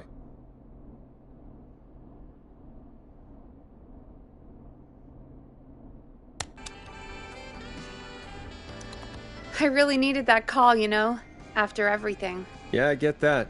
He talked a bit much for my taste, but it is inspiring to hear somebody come back from the brink like that. Yeah, that's what I meant. You were thinking about Max on skates, weren't you? Well, would you look at that? Another caller on the line. What are the odds? Better take it. Time to turn the music off. Welcome back to 189.16, The Scream. This is Forrest Nash. How are you tonight, caller? I'm doing okay. I made it home safe. Gary! Hey, I just wanted to thank you for doing what you could earlier. You know, even though not everybody made it, and, I don't know. Hey, it's okay. You were so brave earlier. You're safe now. I wanted to ask you why he didn't... Why am I... Why what, Carrie? Why did he spare me? After what he did, why let me go?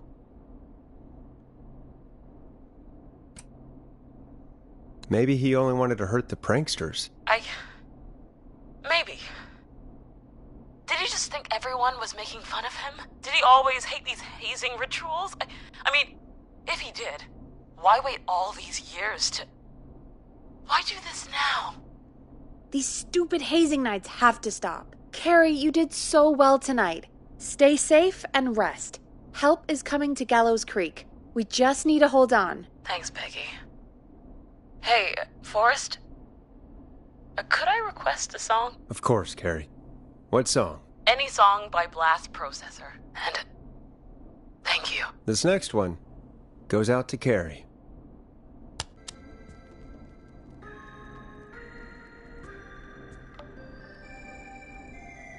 Forrest, that's not the song she asked for. I know what I did, Peggy. I give up with you.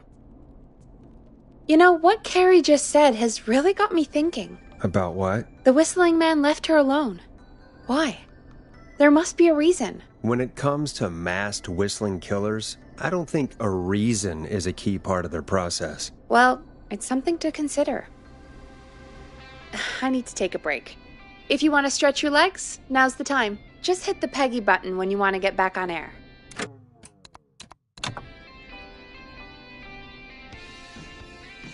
Let's get going, Peggy.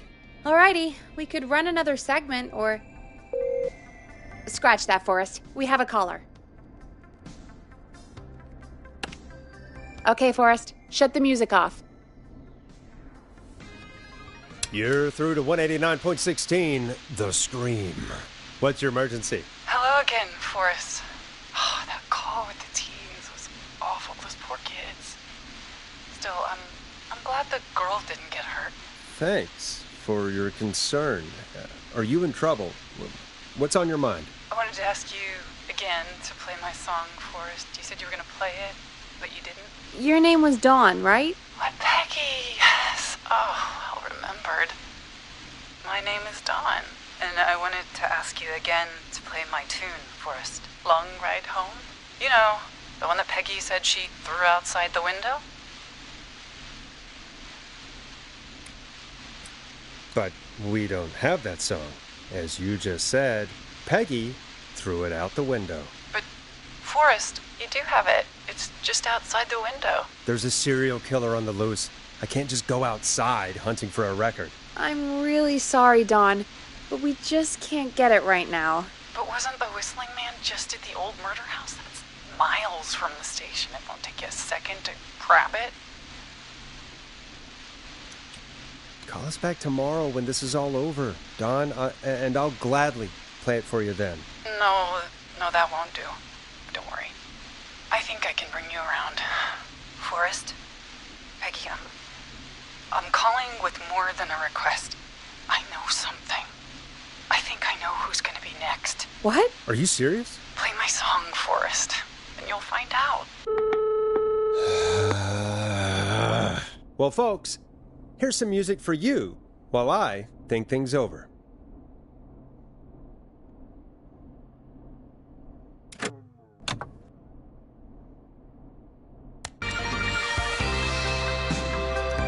Is she serious, Peggy? She's serious about hearing that song, that's for sure. Peggy, I mean, is she serious about... I don't know, Forrest, but we don't really have a choice, do we?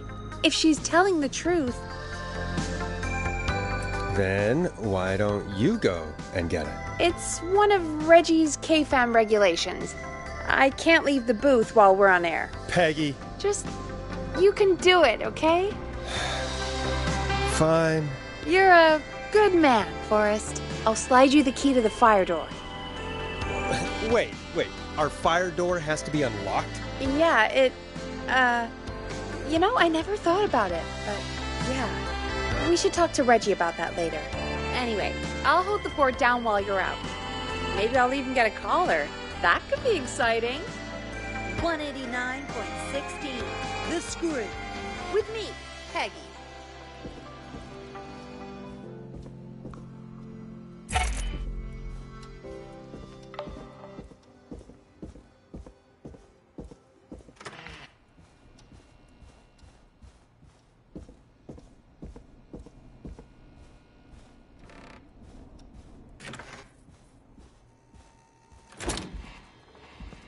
You know, I hope she'll be happy when I'm brutally murdered by the Whistling Man. Out here, in the open, alone.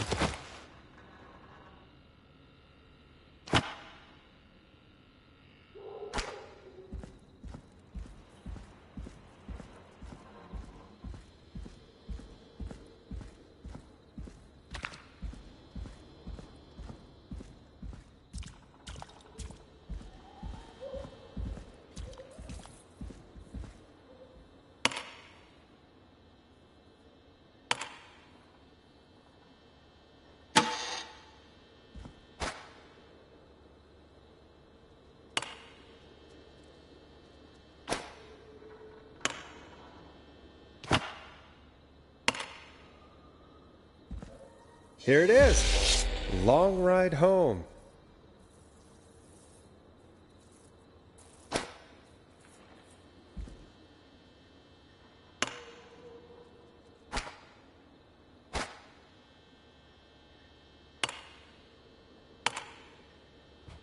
Bingo!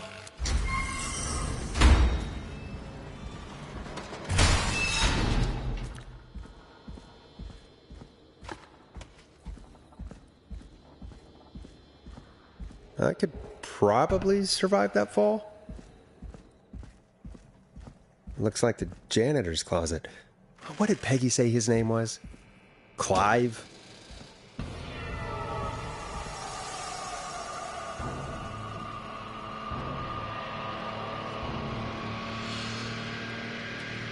Huh. There's a key. I'll just take that. Might be important. What the hell? Peggy is not going to believe this.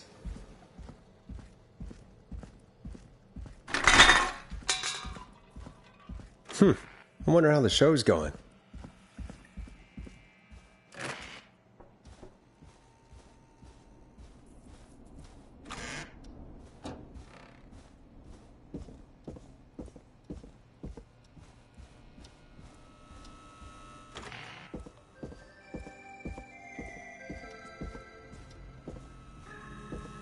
Isn't that such a good song, folks? And now for... Jesus, Forrest, you've been gone. Something had happened. Something did happen. Clive, the janitor, might be Clive, the murderer. What? I'll start from the beginning. The fire door locked behind me, so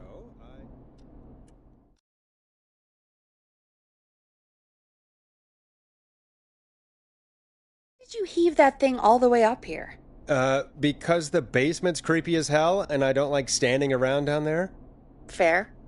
All right, let's run through this again. We have a creepy board you found in a creepy basement made by our creepy janitor who you think is the creepy whistling man.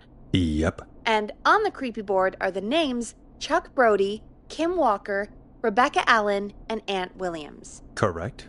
And you think one of these people will be the whistling man's, Clive's, next target. That's right. And we've got to find them. You said there are 4 locations listed there too? The hospital, the power station, the gas station, and the trailer park. Clive must think the target is at one of those locations. Forrest, you're gonna have to figure out if any of the potential targets are at one of these locations tonight. Hit the button if you need any help.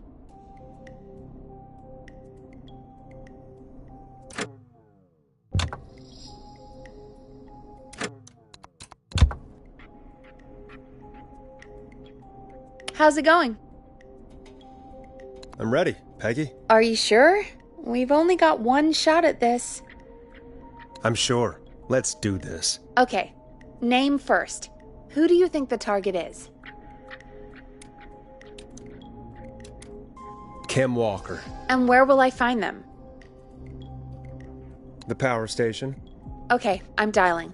One moment.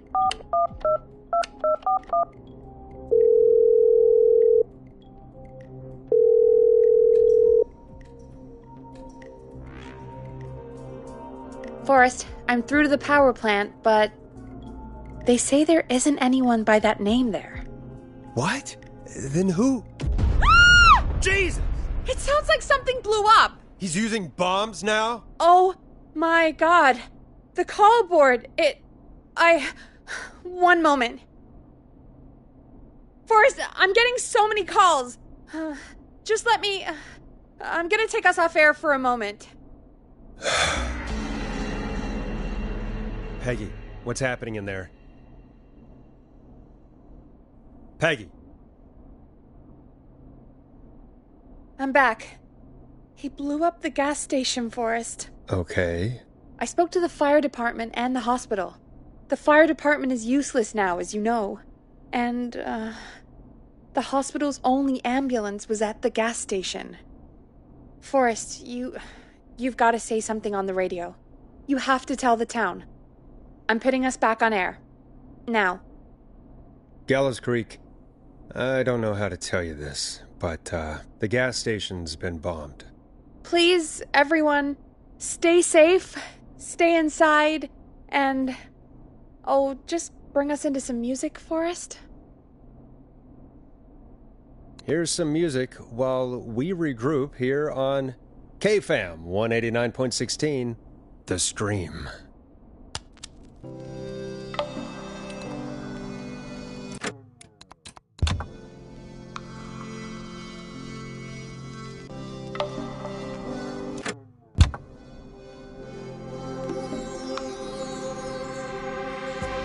There's gotta be more in the basement to show us who Clive is targeting. And if that's the case, we can get ahead of him.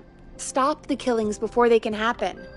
Forrest, we need to go back down. By we, you mean me, right? Yep.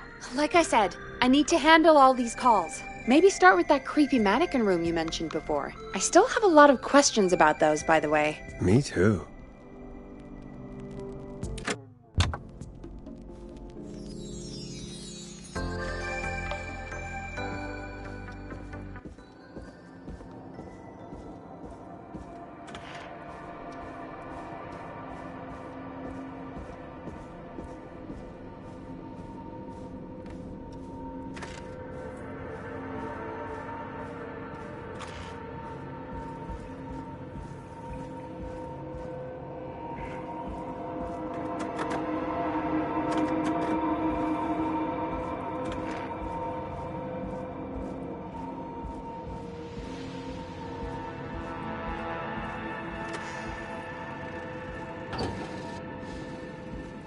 The key. Was this always here? I must have missed it when I brought everything upstairs.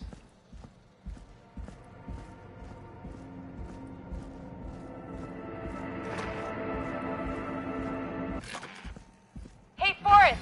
Peggy, give me some warning before yelling down the intercom. Sorry. Buzz the intercom when you find something and want to discuss it. Peggy, I've found a tape and a map down here. A map of what? Looks like it might be to somewhere in this storage area. Weird. Well, maybe the tape will give us more information. Give it a play.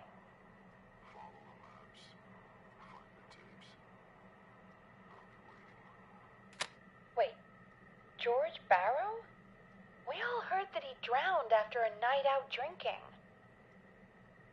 Was it actually Clive? Has Clive really been the whistling man for that long? He says I need to follow the maps and find the tapes. I guess that's what this map is about. I think we need to see what else is hidden down here. Be careful, Forrest. Keep looking. Buzz the intercom when you found something.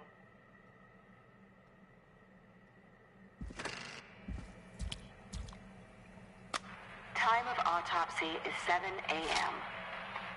Cause of death is asphyxiation from drowning. The degree of rigor mortis indicates small lacerations to arms, legs, and face, typically obtained by running through foliage. Severe This looks blistering useful. to the feet, as though the deceased had been running without stopping.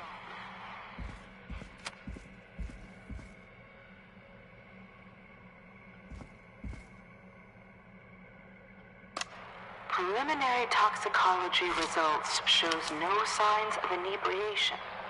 However,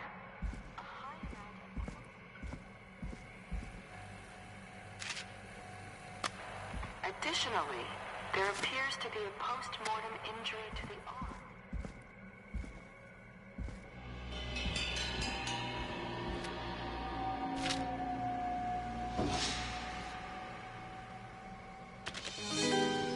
Now this has to be important. It is the coroner's opinion that the subject likely feared for his life and was chased, resulting in a fall from a height into a... If you're listening to this, then I'm probably dead. What the... I'm a man who likes this resolve.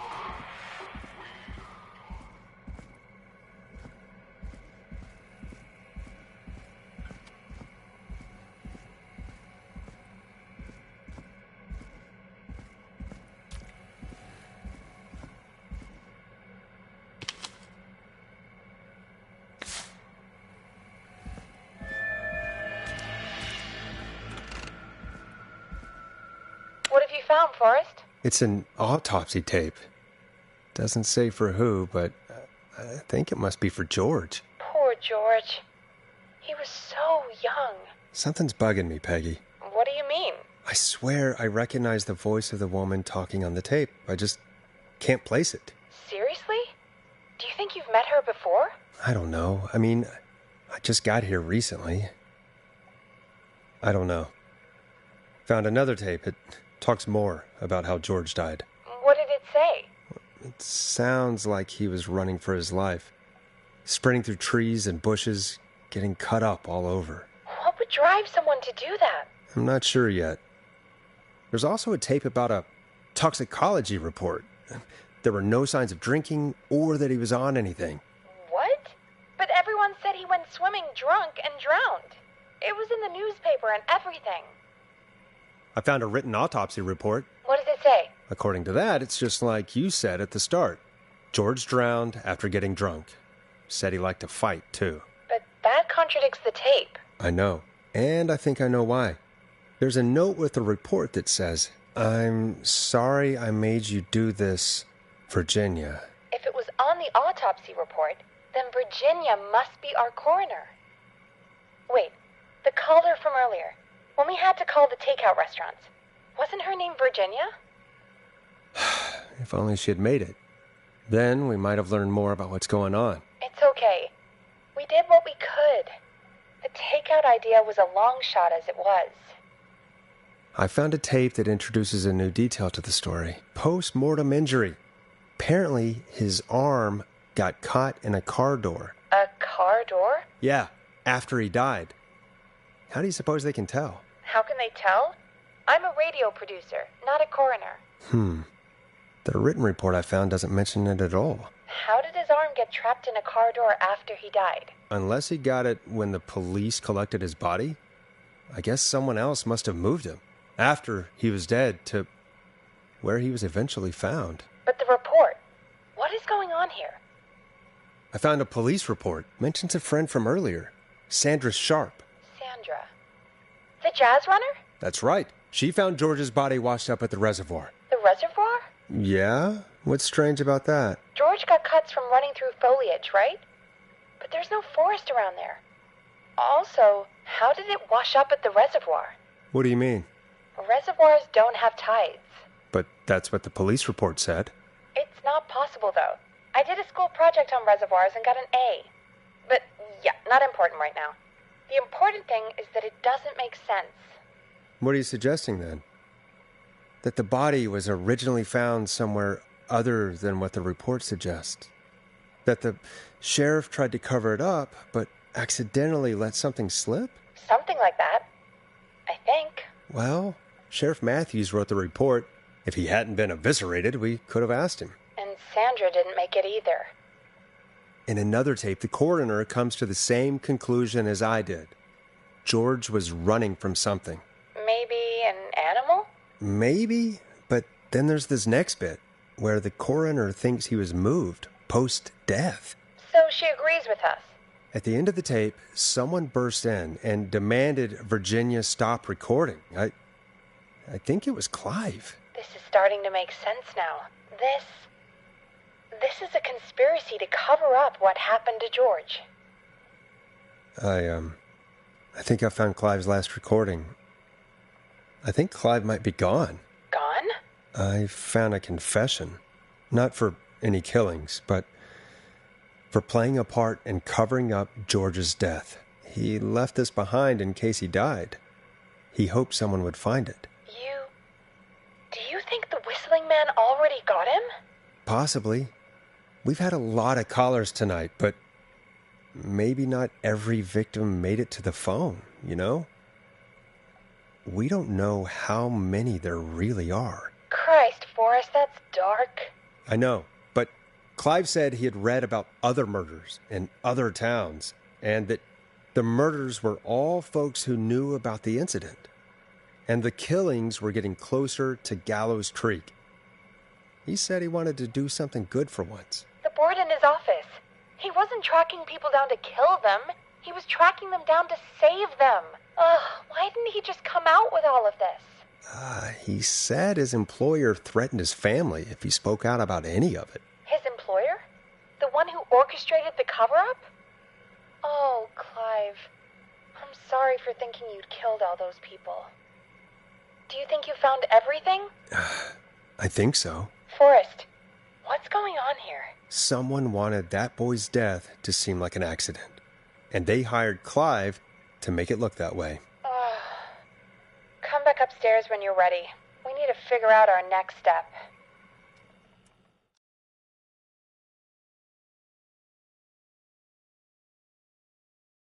God, you're back, Forrest. I've been running out of stuff to pad our airtime with. Peggy, you work in radio. Forrest, I'm stressed. I mean, really, how are we supposed to keep a show going with all this happening?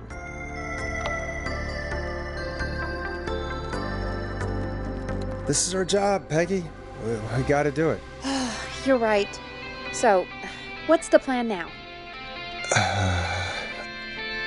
If only Sandra had made it. We could have talked to her, too. I'm sorry we didn't save her. It's not your fault. Looks like we've got a call coming in. Welcome to 189.16, The Scream, with me, your host, Forrest Nash. Hi, Forrest. I know this is really out of the blue with everything happening tonight. But I wondered if you could send this special birthday message to my uncle. No, I don't want to. Oh, come on! It's his birthday. I won't have a chance to do it again until next year. May as well, Forrest. Fine. What's his name? Thank you, Forrest. He's my Uncle Ronnie. His first name's Peter, but he never liked his name. But since he always had salt and pepper hair, folks always called him Pepper. Thanks for the history lesson. Is there anything besides happy birthday you would like to say to Mr. Pepper? Oh my God damn it! Yes! Tell him he can get the best birthday deals and party packages here at Putney's Pizza. Starting at just... You son of a bitch! Stop calling us! God damn it, Peggy, this is your fault. My fault? I said I didn't want to do it. Don't blame me because Brian Ponte can't control himself. Don't worry, we've already got another caller on the line. Just pick it up, okay?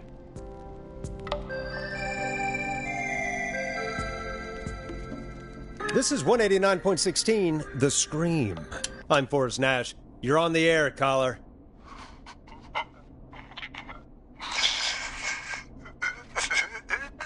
Caller.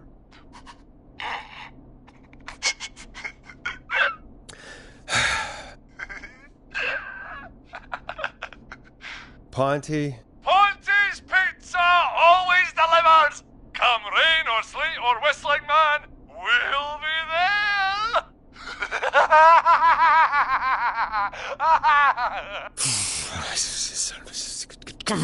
Forrest? Forrest? Are you okay? Forrest? I hope the whistling man gets him with his own pizza slicer. Jesus, Forrest? Sorry. That was too much. It's okay. It's been a high-stress night. Don't worry about him anymore, okay? Not for tonight, anyway. I think he's spent for now. We've got another call, whenever you're ready. Folks, don't spend your money at Ponte's Pizza. That's all I'm going to say about that. Moving along, I'd like to welcome another caller to 189.16, The Scream, with me, Forrest Nash. Who, may I say, is calling? Well, hello again, Forrest. Dawn. I bet I know why you're calling. I'm sorry I didn't play your song. There's a lot going on. But please? Never mind that now. First, I'm calling because I need your help. Please, Dawn, if you know something, if you know who the next target is... Oh, it's too late for that now. I'll be the judge of that. Oh, fine. Chuck Brody was the next target, but that ship sailed. Chuck, if you just told me, then... I'm sorry, I probably should have. I'm sorry. You said you needed help? I sure do. Do you mean... Yes, he's after me now. You? I think so. He must have heard me on the radio, helping you. Helping? You didn't exactly help. Maybe I've been helping more than you know. I was out following a lead, trying to work out who would be next, after Chuck. And what happened? And I started to feel like I was being followed. I came back to my apartment building, but this newfangled security system has me locked out. I need you to help me get inside. Can a neighbor let you in? I only moved in last week. I don't know anybody yet. There's not even a buzzer here, only the keypad for the entry code. I need that code to get inside. Which apartment block do you live in? Maybe one of our listeners lives there too. It's the new Woodside apartment building between the town hall and the trailer park, but I doubt any of your listeners live there. I don't have many neighbors. Sounds like a prime piece of real estate. The sound really carries at night. Shit.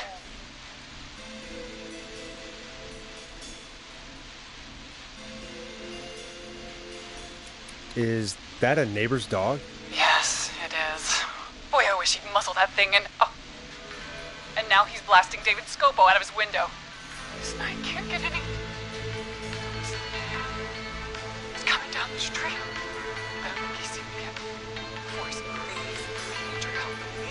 for that security system, or I'm gonna die. Can you get your neighbor's attention? That the whistling man will see me, Forrest. I can't do that.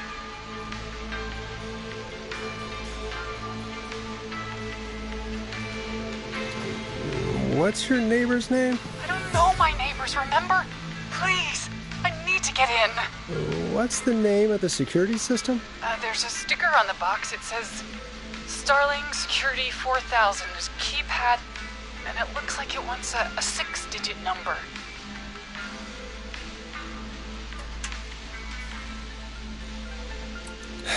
We'll see what we can do. Thank you, Forrest. Yeah, of course. Don't worry, Don. Thank you, Forrest. I knew I could count on you. I'll sit out of sight. Call me back soon. All right, folks. Here's a little tune for you all to enjoy while I try to break Dawn into her apartment.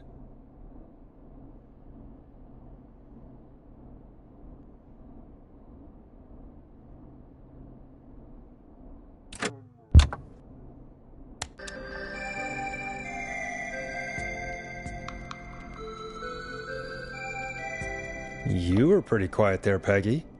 Forrest, was it just me, or was there something... Yeah, it wasn't just you. Something was weird about that. Yeah, well, tell you what, we have a Starling 4000, or whatever, here at KFAM.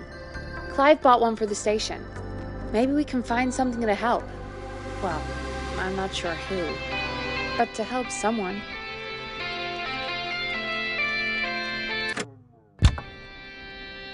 Okay, so she's locked out of the Woodside Apartments, and somewhere, Clive probably has the papers for the Starling 4000.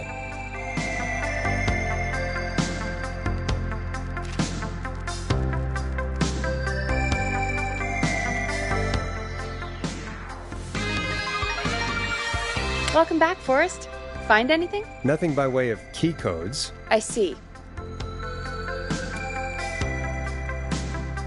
Any ideas, Peggy? Dawn says she's stuck outside the Woodside Apartments with the whistling man nearby. She's locked out because of some new security system. Yeah, the Starling 4000. Right, and we had the same security system delivered here. Clive was going to install it, so check the basement. I'd guess that's where Clive would have stuff like that. Thanks, Peggy. No problem. Don't take too long. Order delivery form. Starling must have left this by accident. The system's not even installed at Woodside. Starling 4000. User manual. Ah, these codes should come in handy. Welcome back, Forrest. Find anything? The Starling 4000 security manual. It's got a bunch of codes. Good. And did you find anything else? I saw a list of everyone else who bought the Starling 4000. Know who was on there? Oh my god. Roller Ricky! Do you think we should give him a call? Is that crazy? I don't know what you'd say, but... Just put me through to Don. I'll take care of this one way or another. Okay, if you say so. When you're ready, shut the music off. Line 1, whenever you're ready. Don, are you there? This is Forrest Nash from 189.16, The Scream. Oh, thank God you're back. I've been so afraid. What's the code to the gate?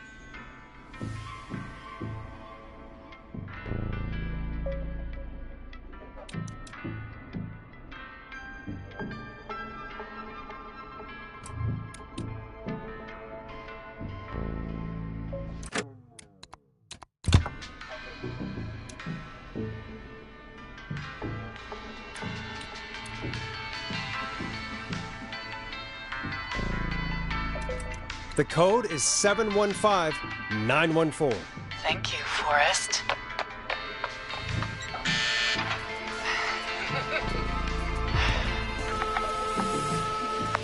Forrest, what did we do?